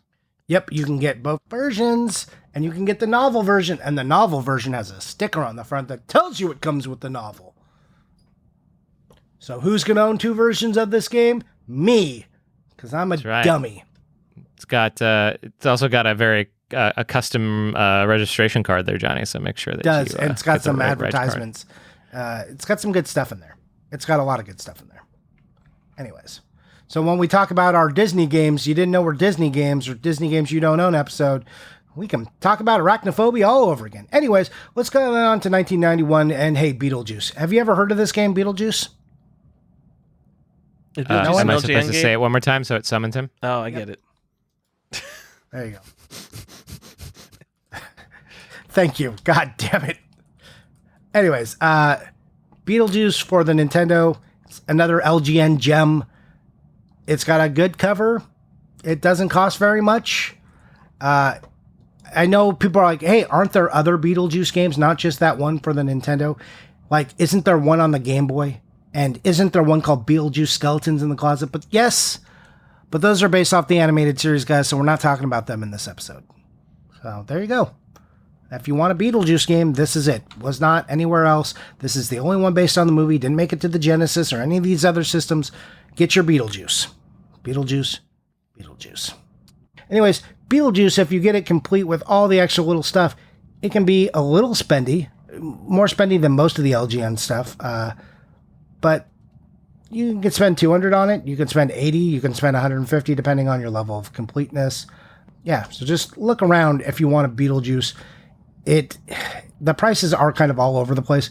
Like I see a nice one for $97, but then there was one that went for $200. There are then two was that one went for that's around $250 that had all the inserts. A lot of the ones that Yeah. are cheaper are missing stuff. But it's missing, like one or minor two stuff things. that shouldn't be worth $100, but still. Yeah, like, and some of it is ubiquitous stuff, like not game specific. So I don't know. Look around. Got a cool box. It's the movie poster. It's Beetlejuice. What do you want? I love Beetlejuice. I don't. I'm sorry. You don't love Beetlejuice? No. It was a part of my childhood. I thought it was weird. I think I was too young when I saw it, and I just didn't understand it. And it was just really weird. Beetlejuice is an incredibly weird movie. Yeah. It was so weird. In fact, like, if you read up anything on the writing process for that movie, it was like, it was written like 5 or 6 different times and they couldn't really figure it out. And that's why there was never a sequel, because they couldn't figure out how to like really do it. And then the animated series came out and did its own thing and was like cool in its own way. Yeah, Beetlejuice is deeply weird. And like how they arrived at the movie Beetlejuice was strange. But you know, it's got Alec Baldwin, Gina Davis, Michael Keaton, just classics. Just what do you want? And it's got Catherine O'Hara, like from everyone's childhood. Like if you don't know who that is, that's the mom from Home Alone, and she's in Schitt's Creek, and she's the voice of She's so Sally good. in Nightmare Before She's so Christmas. good. Yes, it's great. Like just, and she like people don't understand that she's actually very funny too. Like Also Catherine O'Hara's objectively great. hot. I'm just gonna say it. Back then she was, and still now, yeah, still pretty good for an aged woman. Anyways, Tyler, What? you don't care about Beetlejuice, and that makes me sad in my heart. I'm sorry. I'll go watch it again one day, but probably not anytime soon. 'Cause Also, the soundtrack is so good. We can watch it in Portland. Like, man, Beetlejuice soundtrack is so good. I know it's just more Danny Elfman, but that's okay with me because I love me some Danny Elfman. Anyways, let's move on, shall we? To 1992, where Stefan is going to illuminate us some more. No, fuck you. We're gonna stay in 1991, where for Addams Family, which almost every other version came out in 1992, which is where we okay. were headed. However, 1991 inexplicably comes the Turbo CD version, which, as far as my research can tell, is the quote-unquote true first print of the game, except that it's not the same game at all. So most of the other games that did come out in 1992 were, you know what, I like this game, this specifically the Super Nintendo game that I grew up playing. I think it's a pretty decent platformer. You're Gomez because, of course, you are. Who else would you be besides Gomez in Addams Family? Because if you're saying Tully, the family fucking lawyer Accountant. who was also the account, yeah. the funds accountant manager. who's also the villain in the first film, or one of the villains in the first film. He's the main character of the Turbo CD game. What a Which weird is- choice. It's so weird. Like I don't understand why you would choose that. But for some reason, they decided to make in 1991 a Turbo CD version of the Addams Family, in which you star as Tully, the game's or the movie's accountant / lawyer guy. Somebody tell me if this was any good, people out there listening, because I'm not going to play it, because that's fucking ridiculous. But yeah, if it's, let me know if you had fun playing Tully on the Turbo CD version. Well, the best part is when you die, though, right? Tell us about what happens when you die. Yeah, you have. It does indeed show the tombstone from, I think, the end of the film, where it says basically like here lies Tully or whatever, game over. It's very, very strange. Yeah, I mean, at the end of when they're expelled, when Tully and Fester's pretend mom are expelled from the house, they wind up in tombstones made for them that the Addams Family children have dug. So it's weird that that's like the point of like the end of the movie is like to get rid of them, and then all of a sudden the game is like, this is a tragedy, you died. Here's the end of the movie. It's just a weird. The whole thing is a weird choice. Like in the Beetlejuice game for NES, like you play as Beetlejuice, which also might be a little weird, but playing as Tully is just like, it's a real head scratcher. Yeah, like, I don't Beetlejuice is the villain of the movie, but he's also the named character, so I get why you would make a game and feature Beetlejuice. Being Tully in the Addams Family game, like, does that mean you're trying to, like, is the goal to defeat the Addams in this game? What is happening? I don't know, but you got a umbrella that shoots lasers. That makes a lot of sense. Yeah. The Turbo CD version, which obviously is the superior version. I couldn't find a recent complete listing because, as many of you know, Turbo CD games came in a jewel case and a box. But a jewel case version will set you back about $60. Interestingly enough, so will a CIB copy of the other versions of the game. Yeah, go get yourself some Tully goodness with your Turbo CD game. Or play the much better platformer, in my opinion. Yeah. I think the Super Nintendo one is my favorite. Yeah, so yeah, I mean that's available on NES, Genesis, Game Boy, Game Gear. It's like pretty much everywhere. There's also a bunch of other Addams Family games like Fester's Quest, which doesn't have anything to do with the movie. Why we're not talking about it now?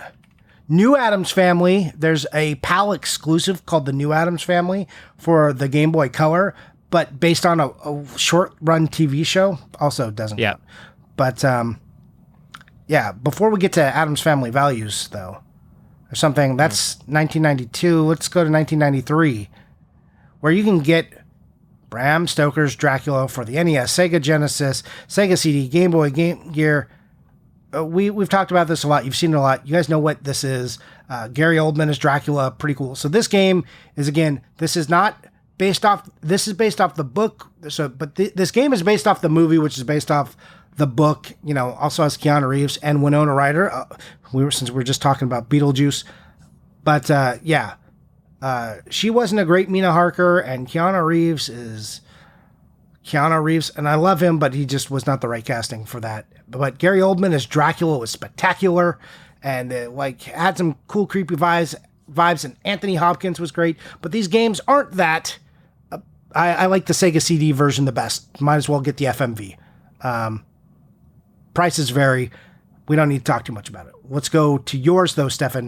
1994, the follow-up to the Addams Family.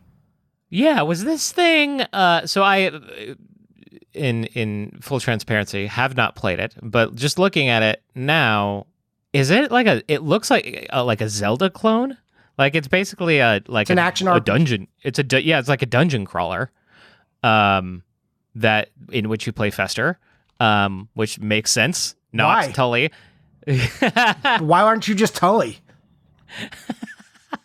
I'm sorry. I'm still. Also, can we go back for a second? Just something when I was researching that I thought was really funny is that apparently the person who made the screenshots from Moby Games on the on Addams Family does not care for the game because there's a screenshot of Fester next to like a hangman's noose, and the caption is, "Well, I've had enough. I might as well kill myself." That's pretty fun. That's pretty fun. It is pretty fun. So anyway, but Addams Family Values, gonna cost you CIB around $70, which is ridiculous if you ask me. I don't think I paid nearly that for it. You mean you didn't pay that much a long time ago for this game? Yes, that's fair. Fine. I take it back. Yeah, you can also get it on multiple systems. Yeah, but yeah, it looks like a fairly competent Zelda clone, actually, which is weird. So it's like a quest that Fester's going on. It's like a Fester's quest. It's like a Fester's quest. All right. It's like they remade it. It is very Zelda-like. Is it exactly the same for the Genesis, though? I wonder, or mostly the same. They look mostly the same. It does look mostly the same. So that's like not all ports from the Genesis to the Super Nintendo are the same. Like a lot of times, most of the time, in fact, they are quite different. But this is just a true port. So cool. Play that out Yeah. of Family Values. Woo! Did Does it? anyone I wonder like this game, it's also kind of late. I mean, you're getting later in the life cycle, so I wonder if people just didn't care. What do you think? Do people not care anymore? Or What- it's like 1994 on the Super Right. Nintendo. 95, right? Is 94 that late? When did N64 come out? 96? Like SNES was in Six. full swing in 94. What are you talking about? Was it? Is that? I was- Yoshi's Island didn't come out until 1995. That's true. Okay. Yeah. All right. I take it back. I take it back. Well, yeah. I don't even know what Adam's Family Values is. What is that? It was the one with the baby.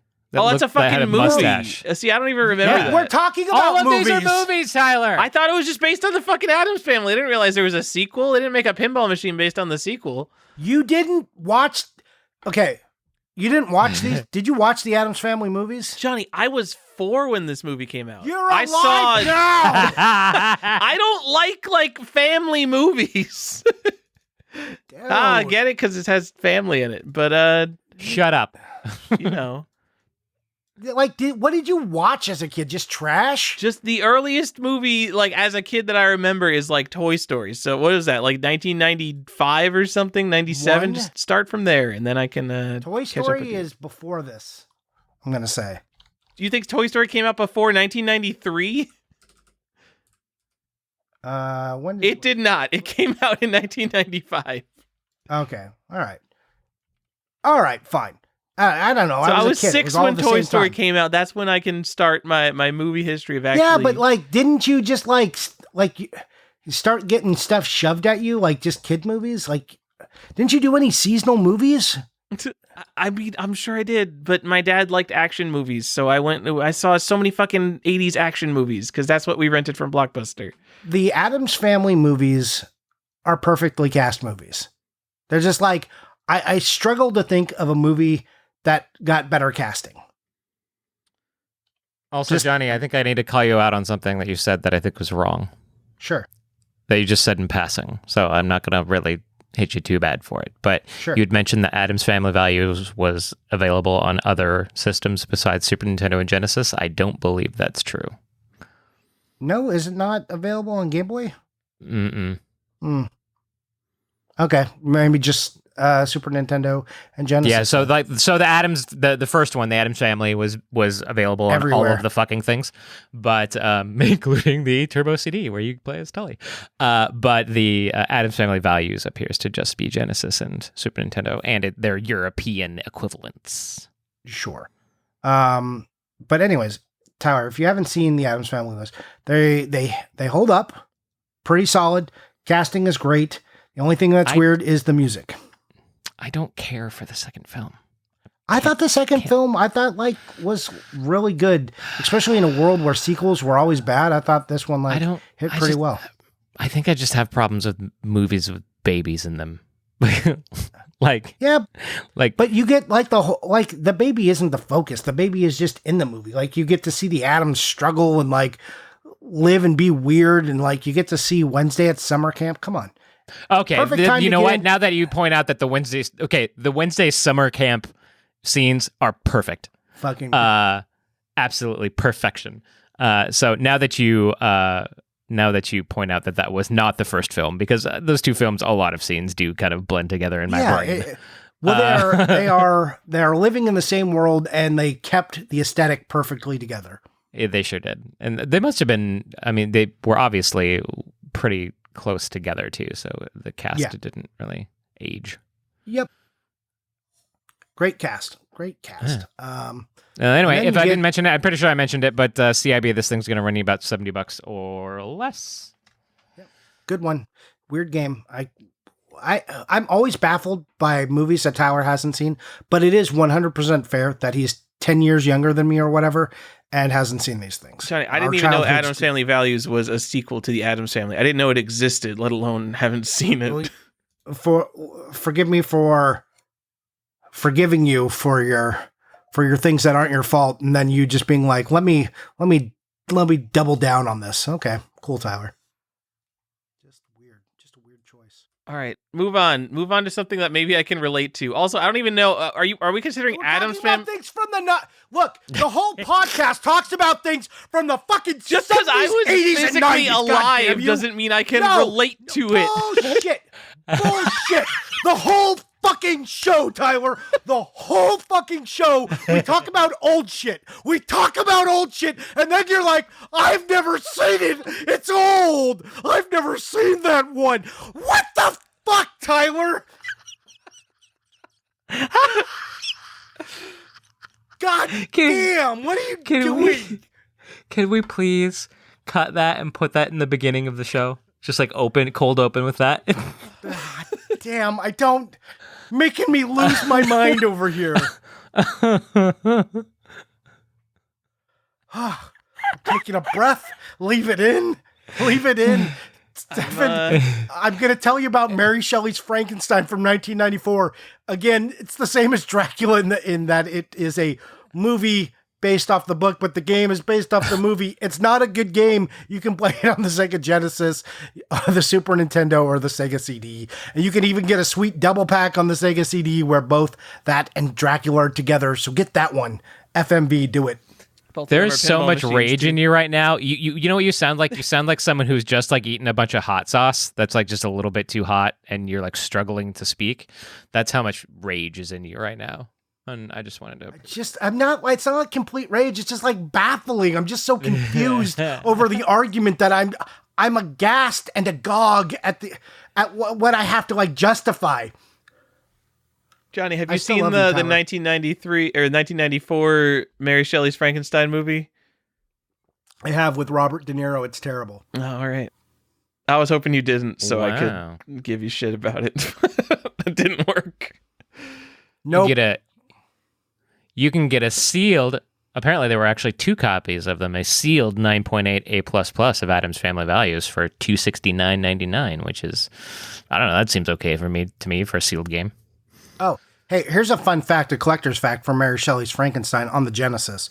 There's a variant which says rental exclusive. What? I don't. All right, it says, is it rental on? I'm pretty sure I don't know about that. Now I'm listening to you, Johnny, compared to all this Addams Family Values bullshit. Yeah. So it's let's see. Mary Frankenstein, fuck it. I don't know exactly what the little note is, but Frankenstein Genesis has a variant and it says rental. And there's one that says there's one that also says available on the Sega CD, but that's not the one you care about. It says it's a rental special. Yeah. And then there's one with a sticker over that says also available on Sega CD. See, now I got my blood pumping. There's a sticker variant. I don't know. Oh, wait, is there? Or did the sticker just fall off? No, there's a variant. Yes. It's a variant because after it being a rental, and then there's one without any of that on it. Yeah, so there's 3 variants. So there's no text. There's one with the rental special text, and then there's a Sega CD sticker over the rental special text. Johnny, I didn't know about this. This is great stuff. I'm in. Okay, I'm glad this is the one that got you in. Cool. Go check it out. Damn, which ones do I need to go like downstairs and check which version I have because I don't know. This is like a $50 game complete in box. I'm going to go buy both versions I don't have. If you you can just get the sticker version because that's really both versions. But there's also the version that doesn't have any text. I need that too. Yeah, yes, you need at least 2 versions. I mean, I don't need any of this. You know what I should do? I should not buy any of this because I need a new roof. You should go buy the $50 one from Power Up Video Games. I'm not going to buy anything from Power Up Video Games. Are you serious? No. They would have like the cheapest interesting thing that I want because they know I won't buy it from them. Yep. Right. Which is weird that they have the cheapest anything. No, a lot of times for like weird rare stuff, like they'll have the only copy of something, or they might even have the cheapest copy, but I still just don't want to buy it. There's a nice $50 one that you can go get, and also this is a perfect thing for us to hunt in Portland. So Mary Shelley's Frankenstein, was this actually a rental exclusive? I don't think so because it doesn't say exclusive; it says special. A rental special. Oh, is that a sticker too? Actually, no, that's printed on. I don't know. It looks like a sticker. All right, that's printed on. Because I know Pretty there sure. was. I mean, I can go behind me and pull it out and tell you if it's Okay. a sticker. There was a. Maybe it is a sticker. Now I see what you're saying. Hold on, I'm gonna go look. Okay. Pretty sure that's a sticker. Okay, interesting. It is a sticker, but it's a sticker not on the case itself. It's a sticker on the inner art sleeve, but the Sega CD one is a sticker on the outer. Whoa. So okay. So if you get the Sega CD sticker, you have both. You've done it. No, I still think you need both. No, because you can just pull the sleeve out anytime you want. You've got all the pieces. All right. Don't tell Tyler how to collect, Johnny. No. Why are you shaming how I want to collect? Anyway, this game doesn't seem. I mean, this game doesn't seem incredibly common. I'm gonna. No, it's no one is buying this, right? Or how many sold No. copies are there? There's there's like 6 sold copies on eBay, and they're all they're all like $30 to $40. I'm not gonna spend $50. What? We're in a down market. I don't need to be pushing up the price of video games right now. Sure. All right. Anyway, thanks for getting my blood pumping with a stupid variant that no one cares about on Sega Genesis, Johnny. No problem. Now, Stefan, back to you. You can tell us about another movie for kids that Tyler definitely hasn't seen, 1996. Okay, I This can tell you about is the a movie. late I don't know anything about this game, but I can tell you about the movie. I can because tell you about the game. Go I ahead. have a dead wife. Fun fact. My wife. Is that something Heather, to woo? Hold on. Did I woo incorrect? I think I wooed I incorrectly. mean, you did woo, apologize. so I mean, it's on record now that you wooed. Yeah. So I don't know if it's. I know, but I think that's an incorrect woo. I don't think that's the right time to woo. All right. Do you want to like take that back and do something else? Would you like to emote differently? No, I'm gonna go with it. We've come too far. We've stick come with too it. far. Yeah. My wife, Heather, was an extra in the film. She was one of the children who were dancing in the dance scene at the end of the movie. She can be very clearly seen, actually. So I'll, you know what? I'll promote this episode, which is, a rarity in and of itself. And when I do, I will take a screen grab of that scene and use that for my post. So you can all see. You can all see my wife as a small child dancing in a movie. And now you get to tell us about the game there, Johnny. Well, it's a late release game, and it's on a lot of systems. So for Super Nintendo, 1996, Natsumi, pretty collectible. I'm not sure on the price, so I'll have to look up that real quick. It's available on the Game Boy. It's available on the 3DO, the Sega Saturn, PlayStation, and there's a Game Boy Color game. Now, are all these different? Yeah, they're a little bit different. I'm not sure exactly which ones go to the movie or just like drift to the cartoon and are just using the movie as a prop in which to sell the games. So I didn't look that much into it because it's Casper, and the best thing to know is Super Nintendo 1996 and Natsumi. These are all collector buzzwords, and also anything on the Game Boy is like, oh, you can get this. Also Natsumi, but developed by Bonsai. Yeah, I thought the Game Boy version was more expensive because I know the SNES one is like one of those uncommon cool guy Super Nintendo games to have, sort of like an incantation or like a realm, just like a game that kind of doesn't come up complete in box all the time. That's correct. It's like like $100, maybe more than $100 for a cartridge, and it's going to be real expensive for a CIB. I did not plan this, Johnny. We literally the game right before this, I talked about how Power Up Video Games sometimes has the only copy of something. There are 0 CIB Caspers in eBay solds for Super Nintendo. There is one buy it now on eBay, and it's Power Up Video Games. They have a $450 copy. It's in terrible condition, though. It is. It's hard to find, and it's like you said, it's expensive.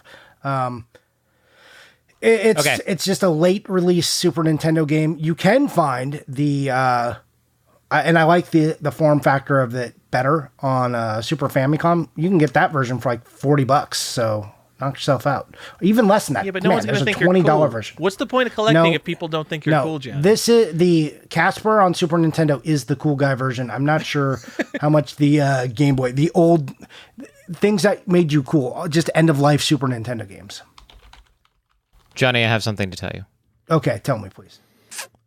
So the 3DO, PlayStation, and Sega Saturn versions are the same game, ostensibly, effectively. same game. Definitely based off the film, uses the film, for lack of a better term, sprites, uses the stylized version of Casper from the film.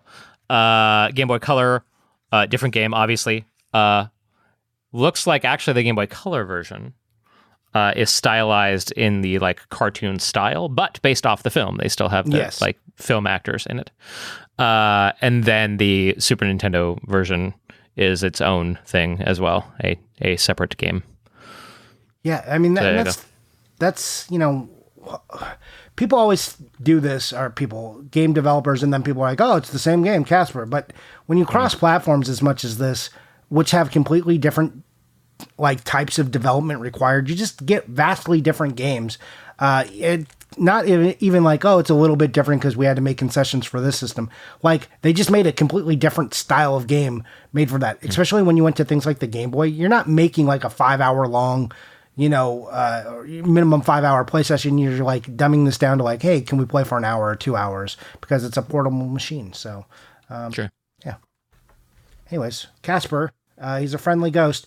Not exactly horror, more family movie, but hey, it's spooky enough. So we're going to count it. Plus, it was like that old school cool stuff. All right. Cool stuff. Thank you for the backup info there. Sure. Yeah. The Game Boy one, the Game Boy Color one is pretty uncommon, and so is the Game Boy one, but they can be found. And then there's the GBA one, which is not based on any of that. There's a lot of Casper games, like you can find on the Wii, but they don't have anything to do with the movie. So just be careful what you're looking for. And now let's go to 1997. Oh, there was nothing. I'm sure there's something. Guys, help me out. 1997, 1998. If you got a game that is from a horror movie or a spooky movie, go ahead and let me know, because I didn't see anything there. And then we get into 1999, and we can talk about Vampire Hunter D. If you guys don't know, this is based off an anime. Very popular, not super expensive because it's a PS1 game. Pretty cool to get. You can get it for like $40 to $50 last time I checked, but we should double check that because, prices change wildly. If you guys haven't seen the anime, I don't like much anime, but I did like Vampire Hunter D. Have you ever seen this movie, Stefan? I have, not in a very long time. Vampire Hunter D, I feel like for people of our age bracket, we're like among the like, oh, we got an anime through this series. Like, I feel like it's one of those, like Akira, Ninja Scroll. Yeah, exactly. Vampire Hunter D. That was like our generation's entry into anime. Ghost in the Shell. Whereas like now it's like Naruto and Pokemon and all that stuff. Not to say that's not bad. It's not bad. No, it's just different. Like these were our gateways. Yeah. For sure. Yeah, like this and Ninja Scroll are like my two favorite animes.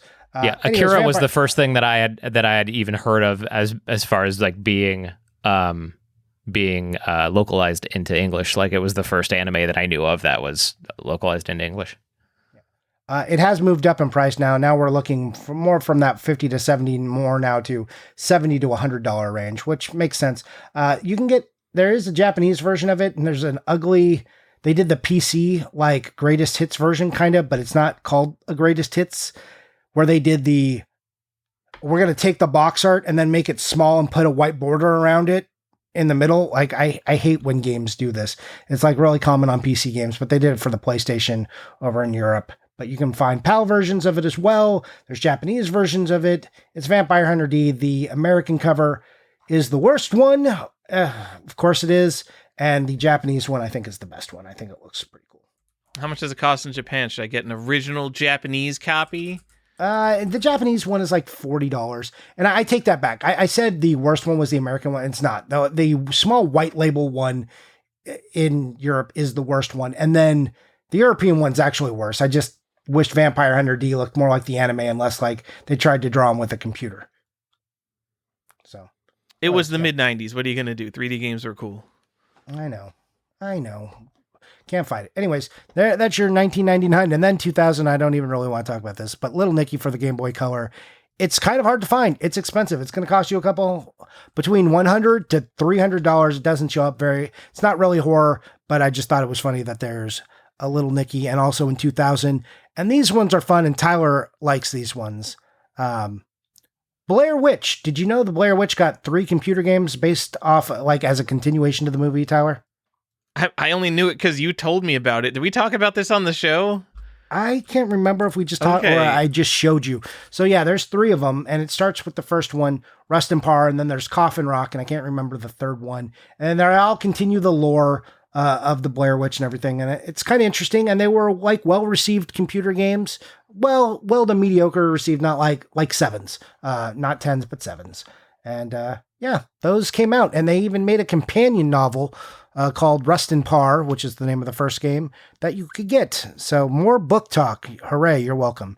And then, so that's it. We made it all the way to 2000. And if you want to go beyond 2000, too bad. We're not doing it. So, just to be clear, those Blair Witch games, they're kind of in the vein of like Silent Hill, like cinematic survival horror. They're like, yes, you would, they are. if you told me there was a Blair Witch game on PC, I'd be like, okay, it's like an FMV Myst. adventure game Yeah. or something. But it's like a trilogy of survival horror games. It's got fucking guns. It's a Blair Witch game with like guns where you shoot zombies. I have no idea what it has to do with Blair Witch, but it's like kind of awesome. It is kind of awesome, and they're actually kind of expensive. You can get DVD versions of them that came out like a 3-pack DVD case or individual cases, right? Like in DVD, but you can buy the big box. If you want to get expensive, you can buy the big box PC stuff. And then there's like packs where they're all bundled together, big box PC. And that you could spend $100 to $200 on each game, or like $600 for the set, or you can just spend $40 and get the DVDs. And I guess later on this month, you'll find out what I did. Okay. So these games came out in 2000. When did Blair Witch Project come out? I want to say like 1999? 97 or maybe I mean, it's like at the end of the year, or yeah, it's at the end of the 90s. So, Found footage was thanks to them. If you don't know Blair Witch, for like a multitude of reasons, I refuse to believe anything except some company made a Resident Evil knockoff, and then Blair Witch became super popular, and they like super hastily just slapped the license onto it. Yeah, so you're But right. still- It's 1999. So yeah, that has to be what happened. Like this game has like literal zombies and shotguns. It has nothing to do with the Blair Witch Project. But it does contribute to the lore. They added a bunch of stuff that wound up staying with the lore. Sure, the Blair Witch lore, for all that matters. The weird. And it got a book. So how I know, hasty you're was right. it, Tyler? Have you? I think Blair Witch 2 is legitimately like one of the worst movies ever made, and not. It's like there are movies that are so bad it's good, and there's kind of like a U, and like Blair Witch 2 is at the bottom of the U curve of like it's so bad it is bad. It is so anything related to the Blair Witch, I just like. I love the first Isn't movie, that- but as a franchise, it can't be good because it has Book of Shadows. The third one, though. What about? Did you watch the third one? It was all right. I It mean, was all right. it could have been worse. I liked the part where the woman snapped in half the most. That was the best. And also you got a new release on the Switch and the PlayStation 5 and 4 and the Xbox. So there's a new Blair Witch came out too. If you want to go play some Blair Witch, that got generally positive reviews. Sure. Yeah, I want to play that. Yeah, Johnny. So I've never heard of the Blair Witch, the PC games, which is weird because it looks like competent-ish, but also the whole point of I'm just guaranteeing that this had the license slapped on it to sell more copies. But even though they did that, I've never fucking heard of this game. Yeah, So and, what the fuck? and they made 3. There's 3 of them. So I mean, maybe everybody knows about these games, and I was just out of the loop, and I just like was not playing PC survival horror in 2000 because like it was such a big time for FPS. But yeah, I do want them, but they're too expensive. They are expensive for what they are, and PC big box games are easily damaged because these aren't like full of like good like hard cardboard either. They're just like pretty flimsy. Yeah, if there was like They're not- one and it was like kind of expensive, I would buy one, but like I have to buy 3, and like I don't want to If you- spend. if You'd spend you like are diligent- $400 or something on them. If you are diligent, you can find them. They come up for like between $50 and $70 All right. So because I also people aren't know looking for them. there's all these like signed ones. Is it the Curiosities guys? I'm pretty sure that like a lot of the ones on eBay are from the guys who made the game, or they know the guys who made the game.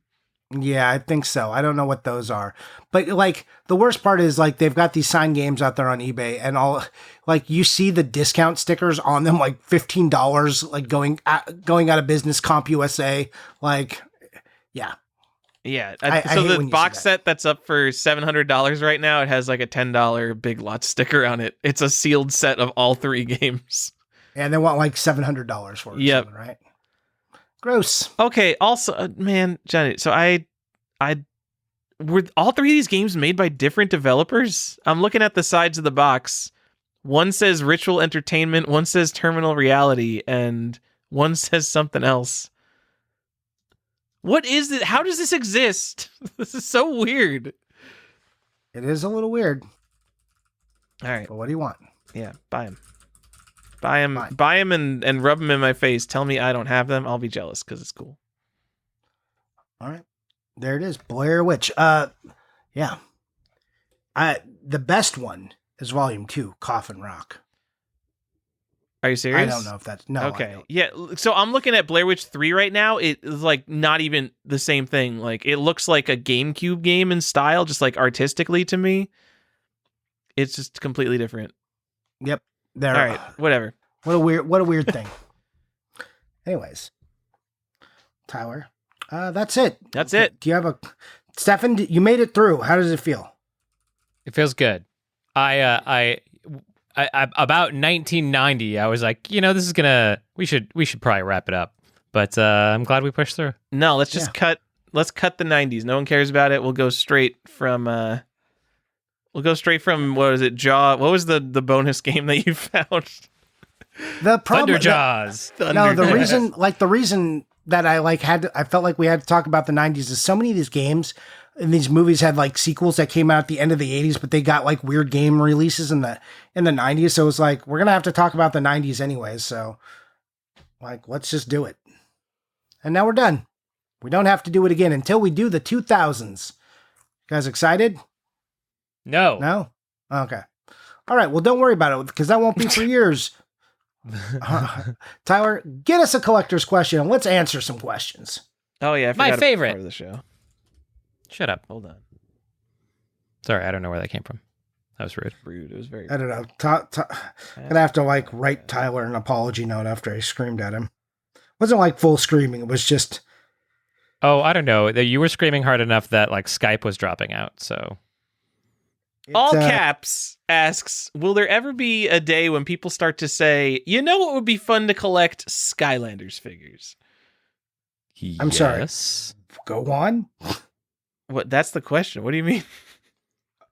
If there will be a day in which people will want to collect Skylanders figures. I feel like we've answered this. Really? I Answer it feel like there will.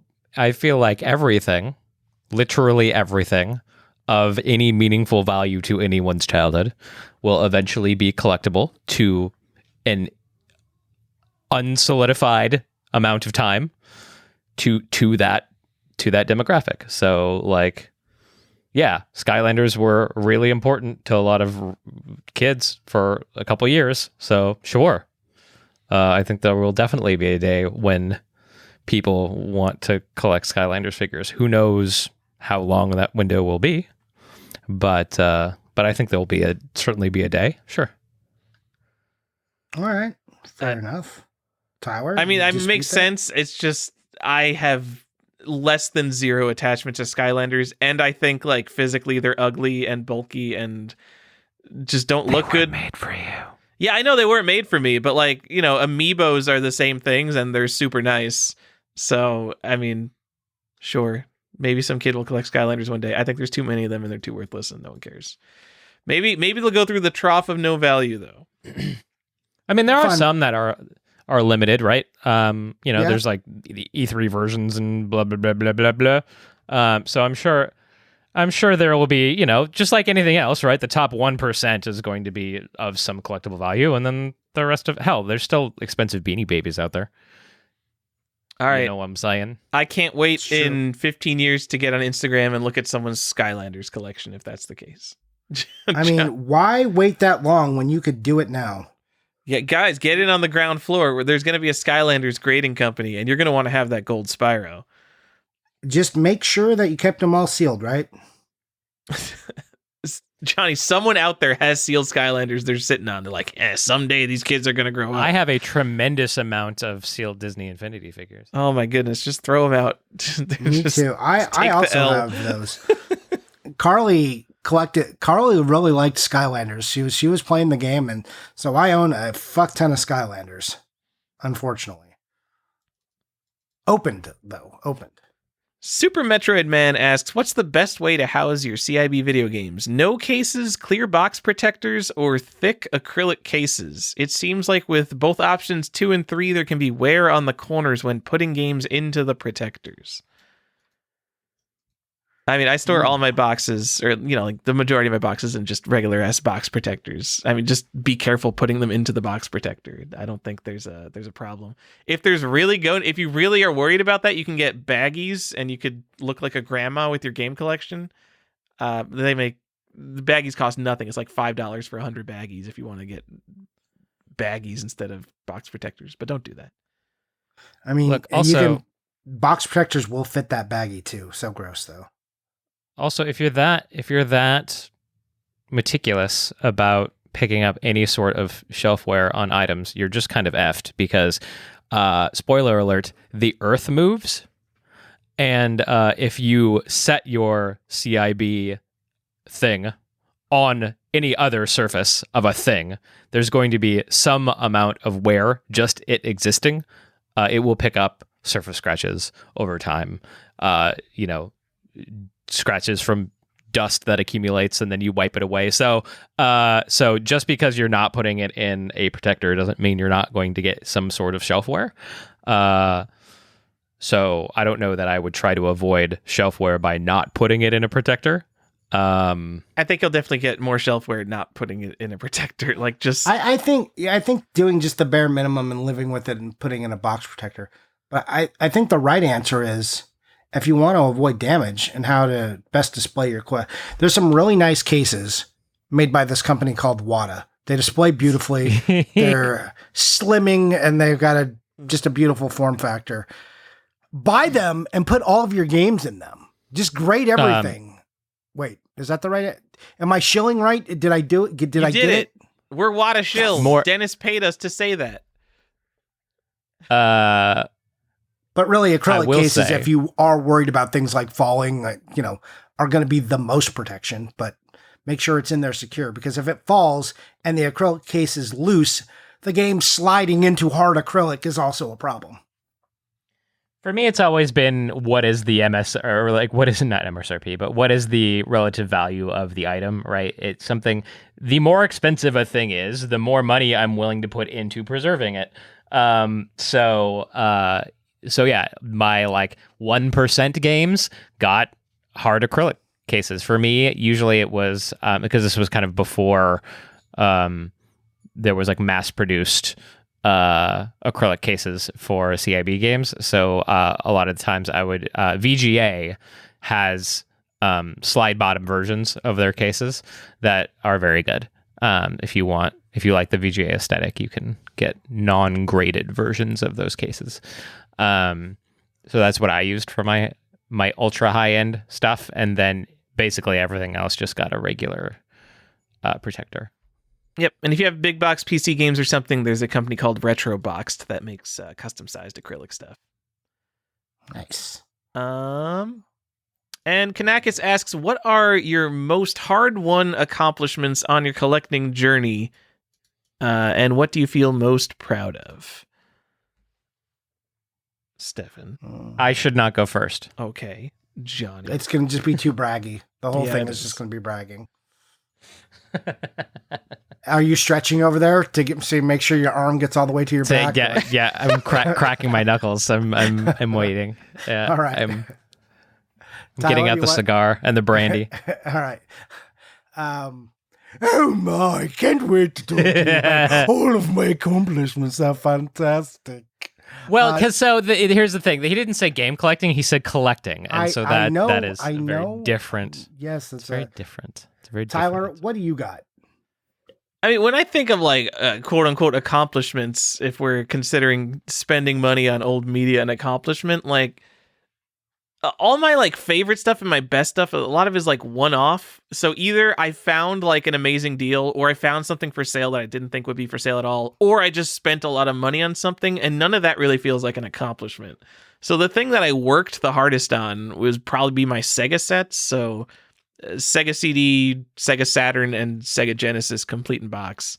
Just because like I have like Nintendo sets, but like they're a lot of them are loose carts, so that feels like less of an accomplishment. So I guess my Sega sets, because that's probably like 1,000 games complete in box, and there's a lot of weird stuff there, and that took a long time, and the manuals are a pain in the ass. So I'm gonna go with that.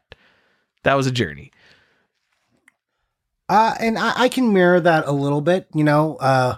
Researching Sega CD and Genesis, that meant a lot to me. Completing Super Nintendo for me, that was like a big like emotional deal for me, given like why I even set out doing any of this. So, but again, it is just spending money. If we want to talk about like in the grand sphere of video game collecting, the thing I'm most proud of or feel best about, and this is going to be like your like sappy answer, and it feels a little gross to say it, so forgive me because I don't like to get this way.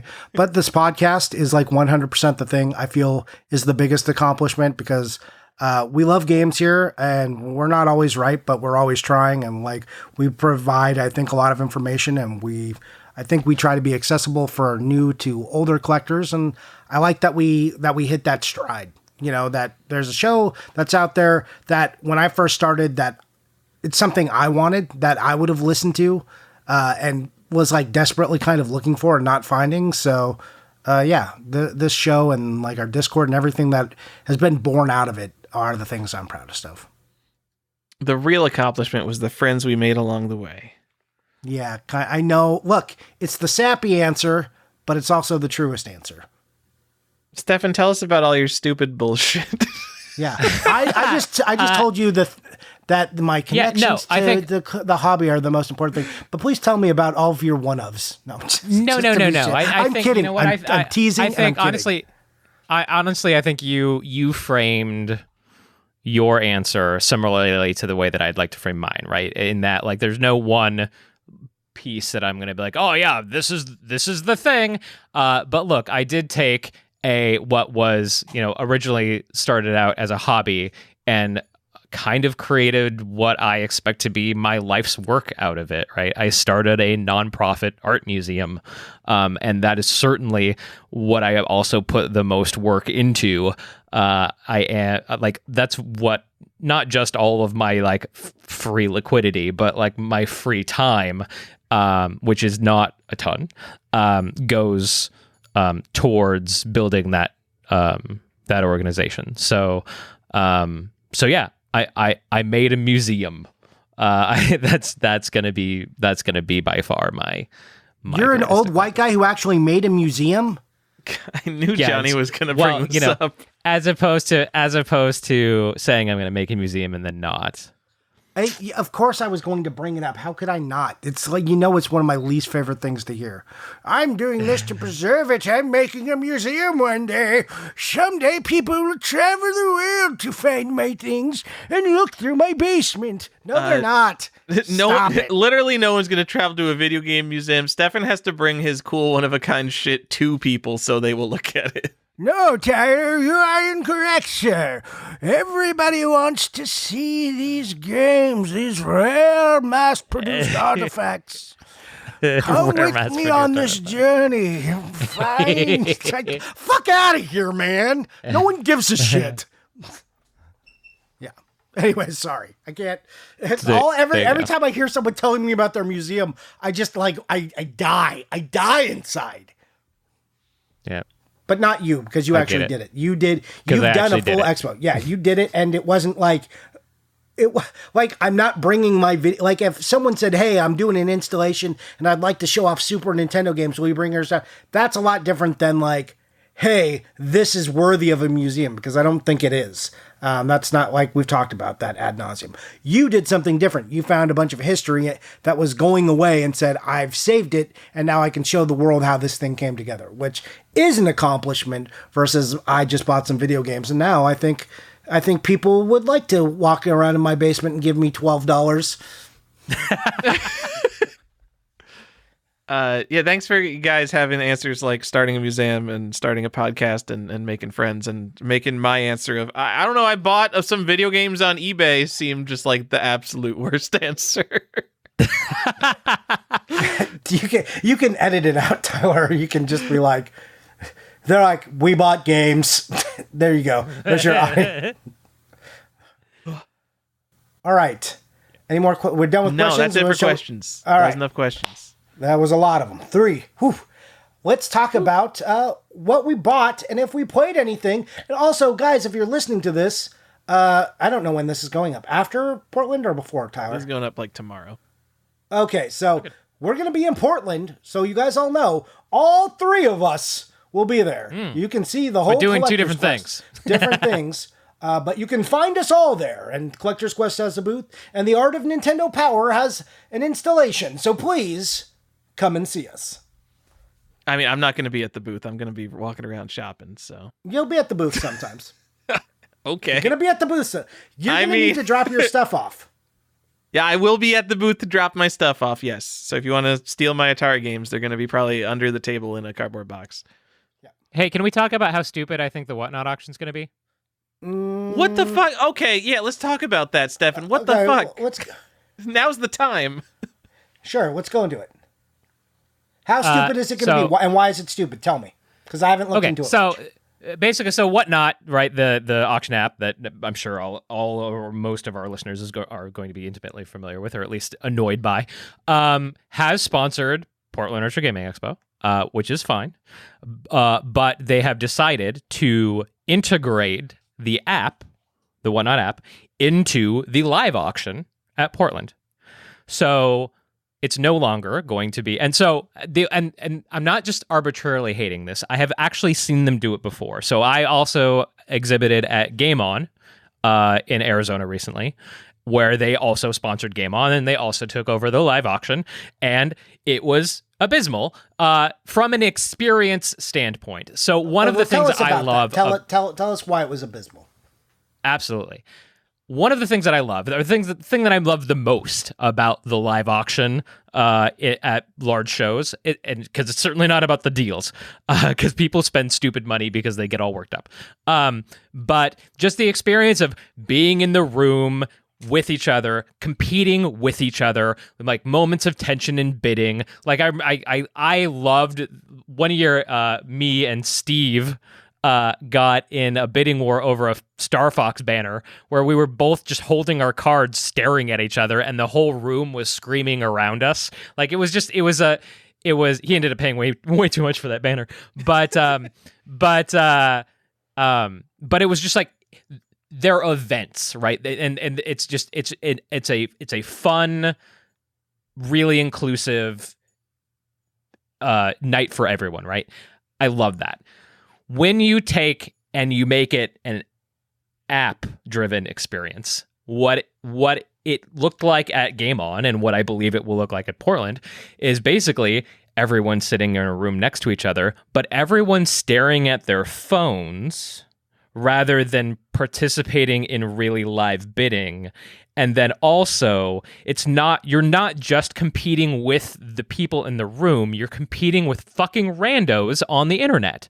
And so a lot of these auctions, everyone in the room is going to lose to people who are sitting at home, not at Portland. And it's just like, why? Like it takes everything that's special about the live auction and removes it. So it's just another Whatnot auction. There's like zero advantage or zero anything special about the event, like from an experience standpoint. And that's why I cannot hang. Do I need to, if I want to bid, I can't bid in the room. I now have to bid from my phone. You cannot. Yes. So I don't like that. I don't like that, like, because most of those shows have, like, when you have online bidding, you have people still in the room naturally bidding. Now this is just an event with a bunch of people on their phone and forced timelines. I don't like that. Correct. I don't know how I feel about, hey, are you bringing the awesomeness of the Portland auction to the people who couldn't be there, or are you taking away a reason to go to Portland? I'm unsure what the answer is there. No, but I do Stefan hate is the 100% idea. right. You are taking away a reason to go to Portland. All right. I go to, I mean, I've been to Portland.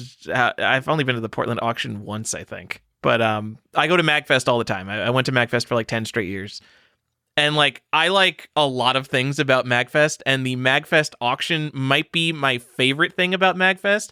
So on the very last day of MagFest, it's like a Sunday morning. Everybody is drunk and hungover, and basically the only thing going on is the MagFest auction. So everybody's still hanging around, shows up at the auction. And like you get in your head like, oh man, there's only so many people here. You might get some deals. And there's no deals anytime in the auction. It's a bunch of nerds who are at the end of their vacation and have a bunch of money left over to spend on whatever the fuck you show them. It doesn't matter. So everything goes for crazy money anyway. Nothing about this is the fact that they're opening it up to more people, so the prices are going to be worse. The prices at these auctions are already awful. But it's the experience of like looking around the room at your friends and like nudging them and pointing to them and like trying to like pooling money with people to like buy a lot and split it with them. Like there's just so much in the room that happens in addition to like Heckling idiots. like like people cheering and like bidding wars against people. Moving that to Whatnot is the worst. I mean, I will go there. I will give it a shot, and I'm expecting it is going to be fucking horrible, especially if everyone in the room is losing. So if it's awful after the first 30 minutes, do we leave? Oh, I would absolutely leave, yeah. Okay, because we're going to be there together. Like, let's, all right. It depends. What's going to depend on whether I stay is who am I at a table with, and are they fun? And how interested are they at just staring at their phone? Because that's not exactly the reason I'm walking into a room of people. Yeah. Yeah, no, I'm going to heckle. Oh, you better heckle. I mean, it's gonna be so much lower energy than one of these auctions is normally. I'm gonna need some heckling stuff. What if the internet is bad in there, and so like all of our bids are slow compared to people who are on like dedicated lines? Oh no, it's a convention. that could Internet certainly is never happen. bad at conventions. That's what I'm saying. It's always bad. Oh gosh. See, here's the thing. I don't understand why, like, what the big deal would be for Whatnot. Fine, sponsor the event. I don't fucking care. And like promote your app all day long. But like, why then also fuck up the live auction? Like, it clearly they're forcing this on the live auction into a format that clearly it's not meant for, does not work. Like, I have no problem with them sponsoring the event. This isn't like when fucking what's their nuts, Go Collect. When Go Collect sponsored Portland, and everyone just like fundamentally hated the fact that they were that they were sponsoring the event. I have no problem with Whatnot. I have no problem with Whatnot sponsoring the event. I have a problem with them forcing their app into a format which it just does not belong in. All right. Well, I agree. Not excited for the auction, but I'm excited to see maybe it'll be a train wreck. I'm less excited for the auction now. Thanks, Stefan. All right. You're welcome. So we've talked about that. We've all seen the Mario trailer. Does anyone have a strong opinion on a Mario trailer before we get out of here? I loved Jack Black's Bowser. I was less enthusiastic about Chris Pratt's Mario. I'm not as like abhorrent about it as I think a lot of people are. But like, because honestly, I don't think like everyone's like, oh, Charles Martinet should have done it, and I'm like, yeah, like I don't know, like his voice is iconic, obviously, and great for the character in short bursts. I don't know that I would want to hear a full like 2 hours of Martinet doing. Do you know what I mean? Like, yeah, I mean, he doesn't sound like specifically an Italian plumber from New York, specifically. Yeah, and I think Chris Pratt is trying to capture that. But I don't know if I love it. It's like, all right, Mushroom Kingdom, we're on our way, or whatever he says. And I was a little bit like, yeah. I'm like, was that Toad talking? Or no, that was a Mario. I was like, that's a little his very weird. first line too. His very first line was it sounded just like Chris Pratt just talking. Yeah. So I think maybe it was, I'm hoping it was just like a bad selection, like for the trailer, like they should have picked a different line. But you know, honestly, for me, like Lou Albano's voice for Mario is like my favorite Mario voice. Me too. Just that's sort of- like that. Yeah. Yeah, that's sort of what I was hoping for, but Oh man, Captain Lou. I know Tyler hated the trailer because it's not what he wants. I'm not in the market for big budget animated kids movies, so I understand like everyone's gonna see this and love it and it's gonna be great. But literally the Mario movie for me already exists. There's a weird ass dark fantasy live action Mario that's literally unlike any movie ever made because it's so fucking weird and out there. And like if I was going to design the perfect Mario movie in my head, I would pick that, and it already exists. So I can't complain because my movie already exists. So whatever. So I was really against the original Mario movie until you framed it like about how weird it was. And like that before we had this conversation before and I was like, and then I reconsidered and then I went and watched it through the Tyler lens and I'm like, yeah, this is fucking awesome. I'm glad this fucking exists. Awesome. And like there are parts that are awful and there are parts that are so bad it's good, but there are also parts that are just like fucking awesome. It's just a weird and Dennis Hopper. movie. Yeah, and Dennis Hopper is always a gem. You probably wouldn't know him. He was mainly in 90s and 80s movies. Yeah, I don't know who that is. and he's dead now, so. Yeah. That was Mario, right? When did that Mario movie come out? 91, 93? Oh, you saw a movie from 1991. Weird. I thought you weren't alive and all that other bullshit you said. Anyways, I thought the movie, I thought, if we're just talking about how it looked, I thought it looked cool. The penguin scene, I thought they captured the essence. I thought Bowser's face was like a little too Jack Blacked a little bit. Like there was something slightly off about it to me. And it's probably because they want to capture the Jack Black. I bet he did mocap for it. Yeah, exactly. I bet he did. So that was like a little off to me. But I thought like from behind and the camera swoops up from under his tail and the penguin creatures, like all of that I thought was like pretty cool. I thought it looked pretty cool. I thought the Mushroom Kingdom at a distance looked pretty cool. I am more excited now about it than I was before, but I'm less impressed. I mean, I'm not impressed, not less impressed. I'm just not impressed with the Chris Pratt voice now. But again, I also don't know what exactly I wanted because I definitely did not want, Charles Martinet's voice through the whole movie. You're right. Like 2 hours of that would be terrible, I think. A lot. Yeah. It would be a lot. I'm not sure what I wanted. So it feels bad to complain about when I don't even have an answer. Yeah, and I think I think at the very least I can say confidently that my expectations were like blown out of the water, right? Like I was not expecting much from this film when they first announced it. But I think Illumination is a very talented studio, and obviously they're going to be the ones to do it since they did. I mean, Minions, since like the Despicable Me. Well, and like Nintendo Land is now a universal entity, and like of course, right? I mean, I think my expectations were blown out of the water. And I'll get used to the voice of one character. Fine. Yeah, fine. My son, I was watching it and my son walked in and I started over for him and he is 100% in. And like when the camera comes up, he's like, it's Bowser. Cause he just, I don't like show him or like, I don't propaganda my son into video games. I just don't. I'm not trying to. I do that with like child's cartoons, but I don't do that with like video game or Mario or anything. He just like winds up seeing this Mario stuff and he's super into it. He's got his stuffed Bowser and his stuffed Yoshi and he knows who they are.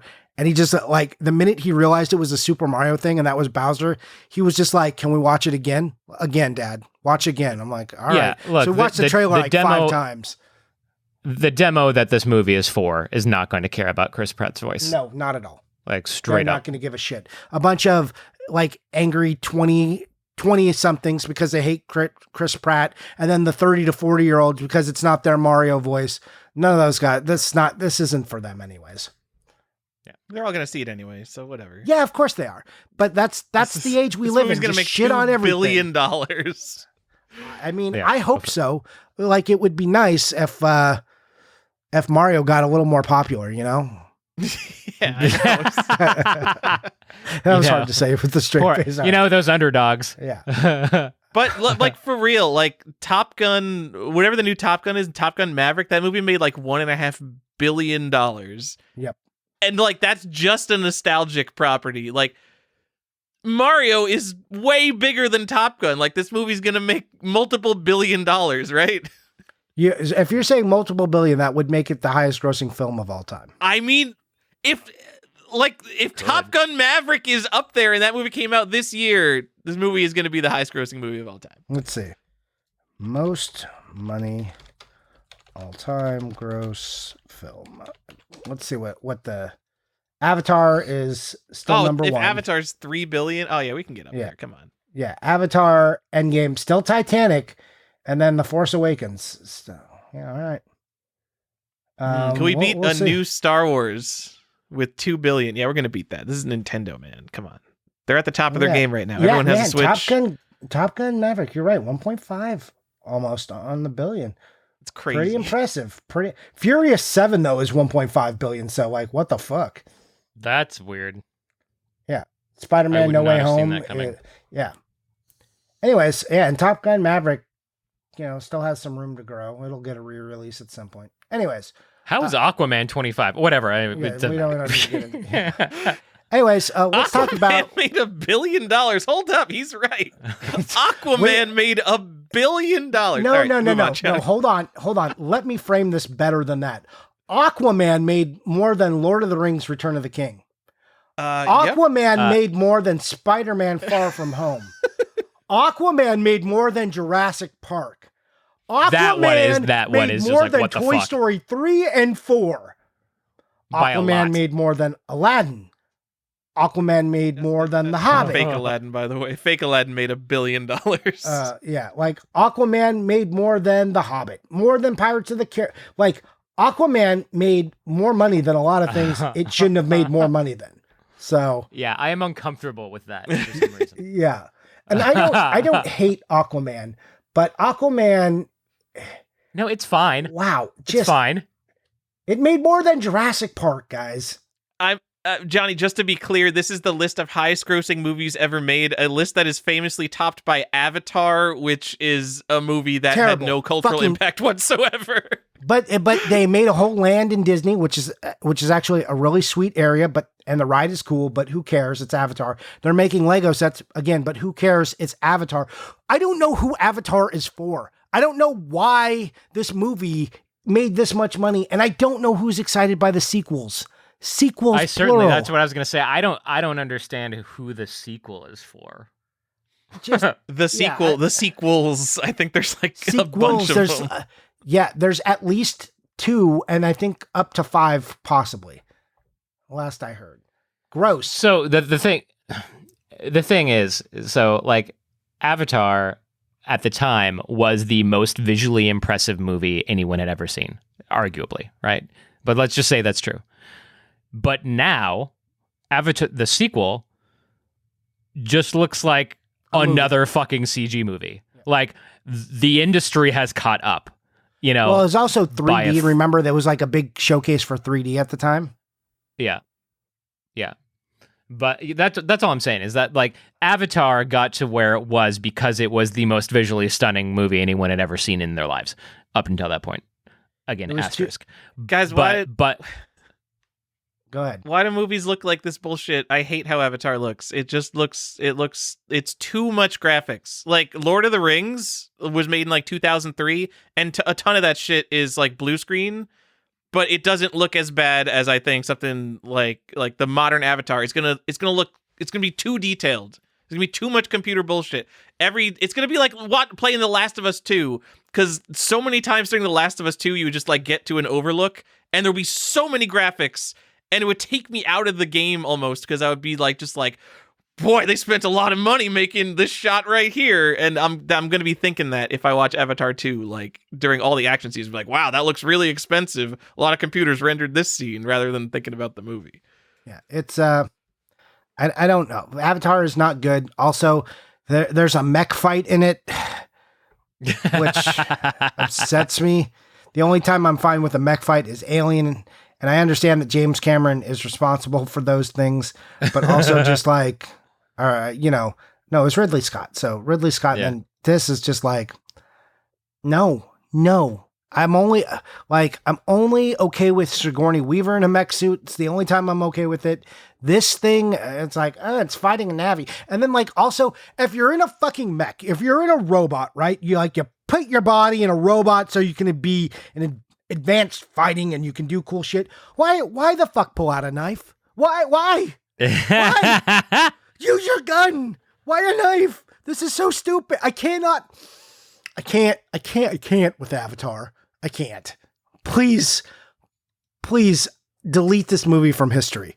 That's all I want. Anyways, guys, what did you buy? And what did you play? Stefan? God, what have I been playing? Have I been playing a much of anything? Escape from Tarkov. I've been playing a fair bit of Escape from Tarkov just because some friends were playing it.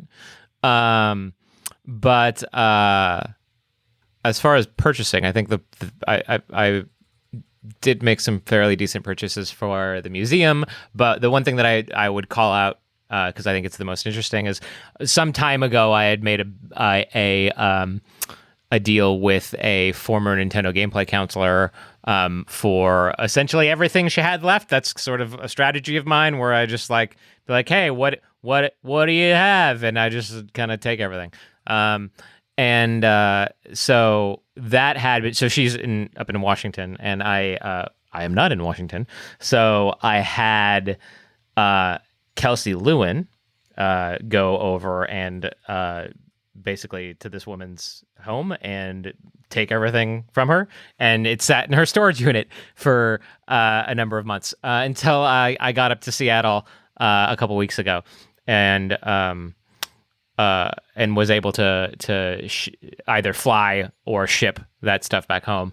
I think the coolest thing for me was that this woman and her husband at the time did a lot of on-camera work for Nintendo. Like they would do segments about gameplay counselors, or she went on QVC and did a segment and like all these news clips and stuff. And they had the wherewithal at the time to record all of these segments. So she had just a box of VHS tapes that I was able to digitize, and they're up on the Art of Nintendo Power YouTube channel. But it's a lot of like news segments that just hadn't been saved that I was able to digitize and publish. So that was probably my favorite thing that I bought in recent memory. Cool. That was a good one. Yeah. And then I think there's 12 videos on the YouTube channel. Yeah, I've seen, they are interesting. If you guys have not seen them, you should go check them out. I've seen most of them, but not all of them yet. And there's more to come. Still doing that? No, that's all of it. That's all of it? Okay. From that, yeah. That stuff's great because what I'm buying like DVDs and cartridges over here, but that like a QVC segment or whatever that was, that's like real stuff that would get lost to history if no one had recorded it. Not that like any of that really matters, but like that's 100% stuff that's gonna get lost to history. Well, and some of it, like, look, in a vacuum, none of this fucking matters, right? Of course, but like, yes. but there was some, like, one fun thing that I thought was kind of relevant is, I know that Tyler doesn't care much for Illusion of Gaia, but it's one of my favorite games, and we discovered via that clip that there was a pre-release window where Illusion of Gaia was a QVC exclusive. It was sold first on QVC before it was released to public. So the QVC people who ordered it through QVC got it, several weeks before it was in stores, which I thought was an interesting tidbits, because we got a firm date for release for Illusion of Gaia, and as a lot of people probably know, dates for like the cartridge generations. As far as release dates, were really squishy. Like they wouldn't necessarily get like broad release simultaneously. So having a firm date as to when Illusion of Gaia was first released was actually kind of cool. Yeah, that is pretty cool. It's pretty cool, and that's not the Wikipedia. T-shirt version. No, that was not the T-shirt version. Okay, pretty cool. Like it a lot. And Tyler, buying anything? Playing anything? Well, I'm playing Divinity Original Sin 2. You don't want to hear about it. I've gushed about Johnny. My first playthrough was 200 hours. This one we're shooting for 300. All right. Okay. Let me just get you the best stuff I buy in increasing order of how awesome it is. I got Ultima Online Charter Edition. Thank you, VG Collector. Oh man, with the cloth map. pointing me out. So good. It's got a cloth map. It comes in a big old box. It's got a bunch of stuff in it. It's got a Lord British signature on it. I don't know if that's actually real though. I didn't actually take a close look at that. But yeah, it's one of the first things you could get for Ultima Online. There might have been another like regular edition. I don't remember. But I didn't play a lot of Ultima Online. I was a RuneScape guy because Ultima Online cost money to play, and RuneScape was free. But better than that comes up pretty often. It's a little bit expensive, but that's not the hardest thing in the world to get. But I got MIDI Maze for the Atari ST, guys. Oh shit! Woo! Is that a good one? I don't know. You're gonna have to tell me. It's an early first-person shooter. It's an early multiplayer first-person shooter for the fucking Atari ST. Is it called MIDI Maze? Because I think you hook up your Ataris in a ring through like MIDI ports, and that's how it sends the network data across your thing. So you have to make a LAN party. You have to get like 8 people together who all have Atari STs, and then hook up with like a bunch of fucking MIDI cables. It sounds like a nightmare. I'm like, this sounds terrible. But it's a deathmatch shooter, so it's cool. You shoot smiley faces. Imagine basically Faceball 2000. I've been looking for this game for a very long time. There's been a manual on eBay on and off, but this one was a complete one. I was the only one who bid on it. Weird. And like got it for like multiple times less than my high bid. Very happy to get that. Nice. And then Congrats. the best thing I got a super nice first print Space Quest 1. The first print of Space Quest comes in a black box. It's for IBM PC, and it has a faint grid on the background, so that's how you know it's a 1986 box, as opposed to the 1987 and later boxes, which have just a plain black box. And it was in really nice shape. It had all the inserts in it, and there's a ton of inserts in this game. And I hope I made someone cry when I won it, because I spent a shitload of money on it. Like this, it's a pretty rare game to find at all, let alone in this kind of condition. And yeah, whoever didn't win this is really sad now. And they're like, oh God, what am I going to have to pay for the next one? And I don't have to worry about it because I already have it. It's the best feeling. You're like, suck it. Oh my God, yes. So that's what. Oh my God, fuck yeah. those underbidders, dude. I got my shit. Yeah. I told Andrew that I was gonna win this, and he like didn't believe me. He's like, "Oh man, it's already at this price," and I'm like, "These people are bidding against. They don't know what's gonna fucking hit them." And then after the auction end, he didn't even believe that I bought it until I sent him a picture of it. But oh man, I don't even like Space Quest. This is such a weird purchase for me. I've played Space Quest 1. It's the only Space Quest I played because I don't even like Space Quest. I don't like Sierra-style adventure games. Space Quest did the most Sierra thing of I got to the end of the game and I couldn't finish the game because I missed an item that's on like the second screen of the game. So it made me play the entire game over again because I missed one item. It's fucking bullshit. And I'm like Mr. Historical Genre guy. Like you would think like Space Quest 1 has like something about it. Like it was a popular game. It's like an interesting series. But in terms of like advancing the genre, in terms of like historical importance in any regard, Space Quest 1 has almost nothing about it. But I don't know. I bought it because it's cool as Space Quest. I don't know. Nice. That's what I got. All right. Pretty good. Pretty good stuff, Tyler. Did you play anything? You just said Divinity, right? Yeah, that's it's it. boring. Sorry. Let's see. Well, don't worry. My answer is also boring. I played some Last of Us, the remaster. Almost done with that. And then I started playing The Quarry just a little bit this week. Hey! So I'm like only like 40 minutes in, so I haven't had this week was stupid. So I didn't get enough playing time in that. But I look forward to sitting down hopefully Sunday and getting like a full day of like I'm playing The Quarry because it feels fun and I like the developer. I like the other stuff they've done, so feels like it should be up my alley, and it's it's of the season, so I wanna do games that remind me of horror. Anyways, I have bought a lot. You do know that was my game, right? I do. Yeah, we talked about it. Okay. I was like, hey, Stefan, hook me up and give me a free copy of The Quarry so I don't have to play it. And you're like, no, fuck you, Johnny. And I was like, oh, damn. I didn't even get free copies of the core. I was also, this conversation never happened. I never asked Stefan for a free copy of this game. That is not true. Anyways, so I bought The Quarry, first off. I bought Silent Hill, which should qualify which edition. I got the visual novel for the Japanese Game Boy Advance. So if you want Silent Hill but boring, here you go. That's for you. Let's see what else I bought. I bought Riptide.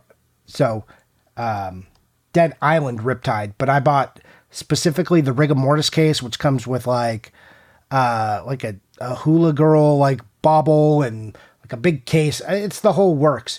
I took like a cool picture I thought of it, and it got precisely 3 likes, so no one gave a shit about that.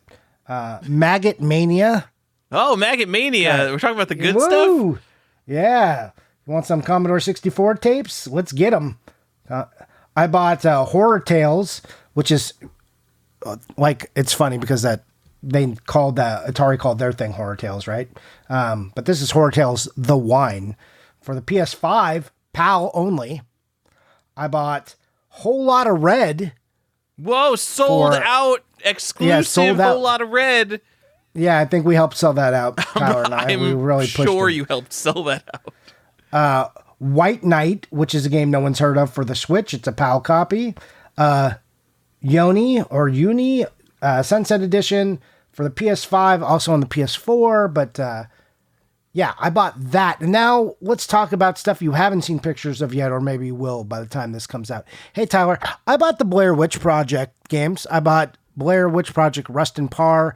I bought Blair Witch Project Volume 2, The Legend of Coffin Rock, and then Blair Witch Project 3, the Ellie Keyword Tales, all CIB, all big box computer games. Did it. I thought you already had these.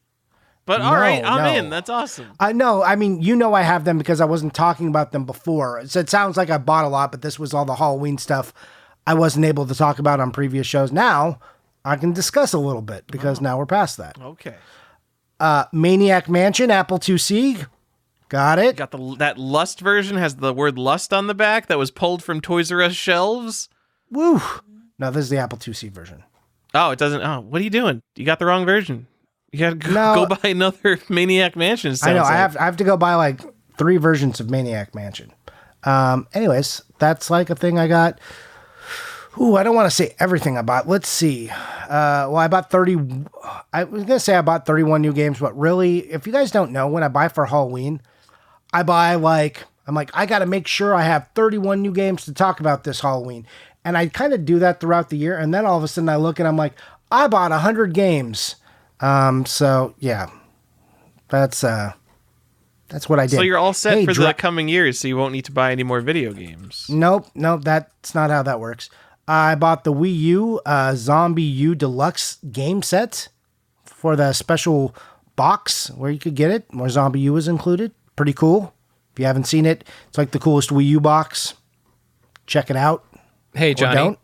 Yeah. Sorry, I don't mean to interrupt, but I do have to drop. So Okay. Good night, everyone. This was a great show. I will talk to y'all later. And yeah, bye. See you at Portland. Bye. And let's see. What else? Hey, Tyler. That's enough. That's enough. I'll have more for the next show. More Halloween stuff. Yeah.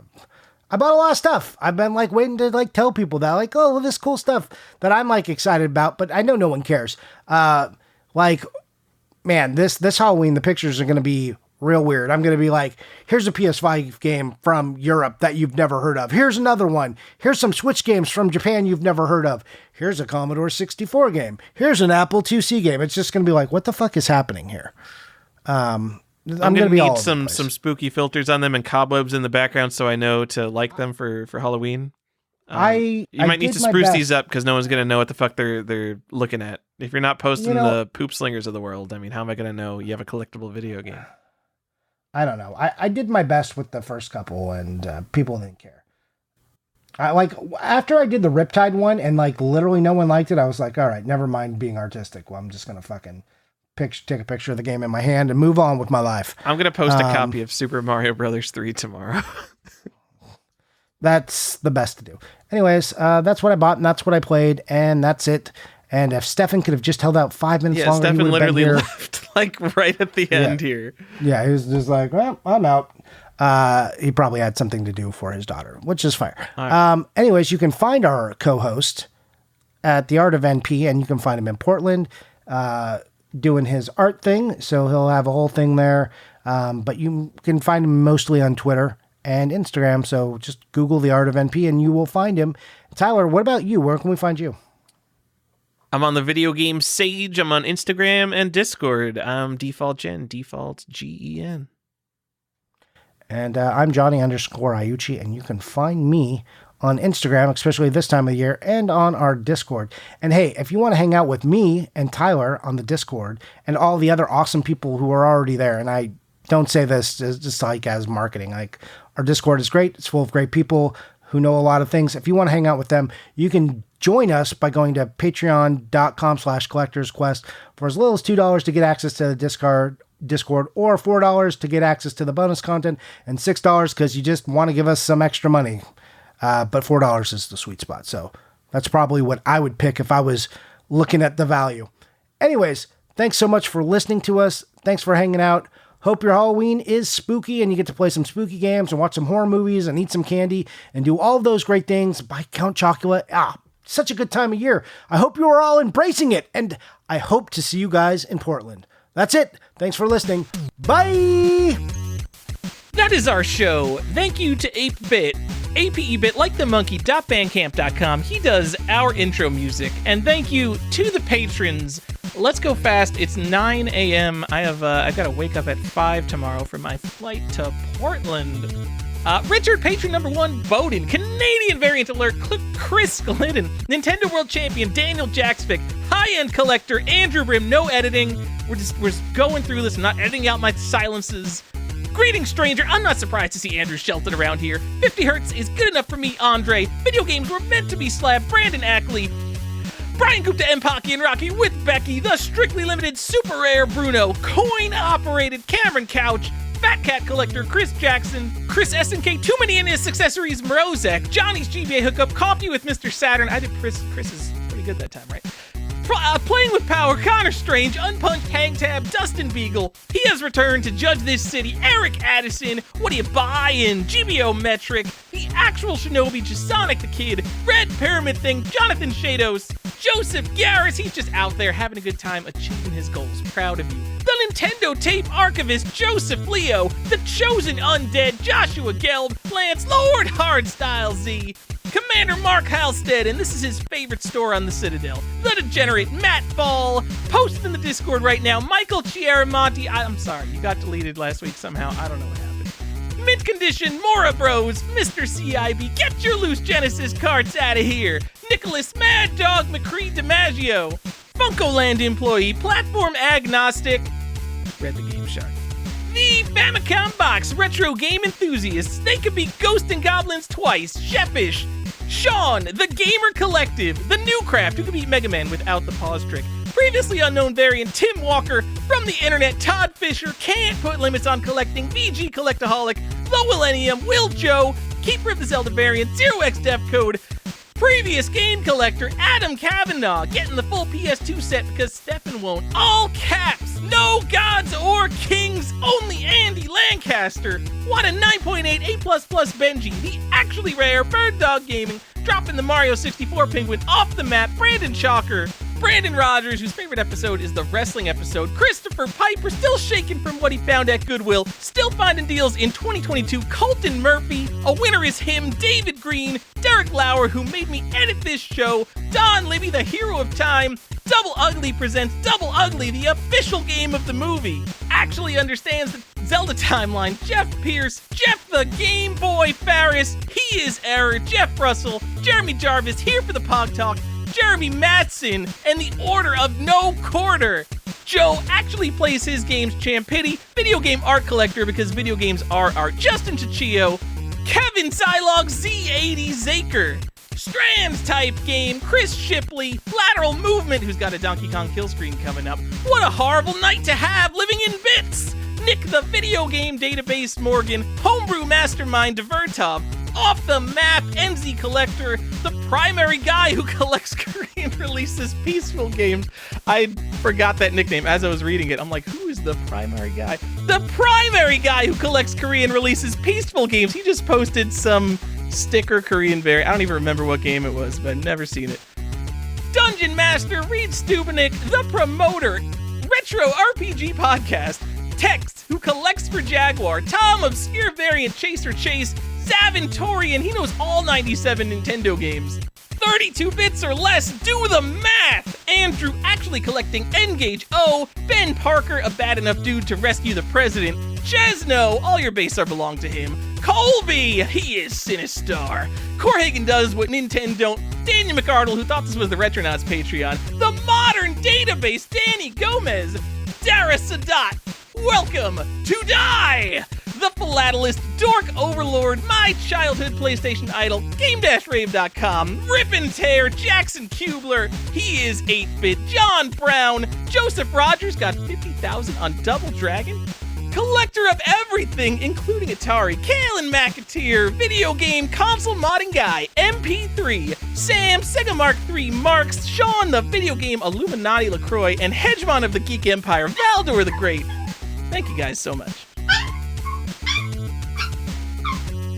And hey, Ponyo, I'll leave you guys with the sounds of my dog begging for a treat.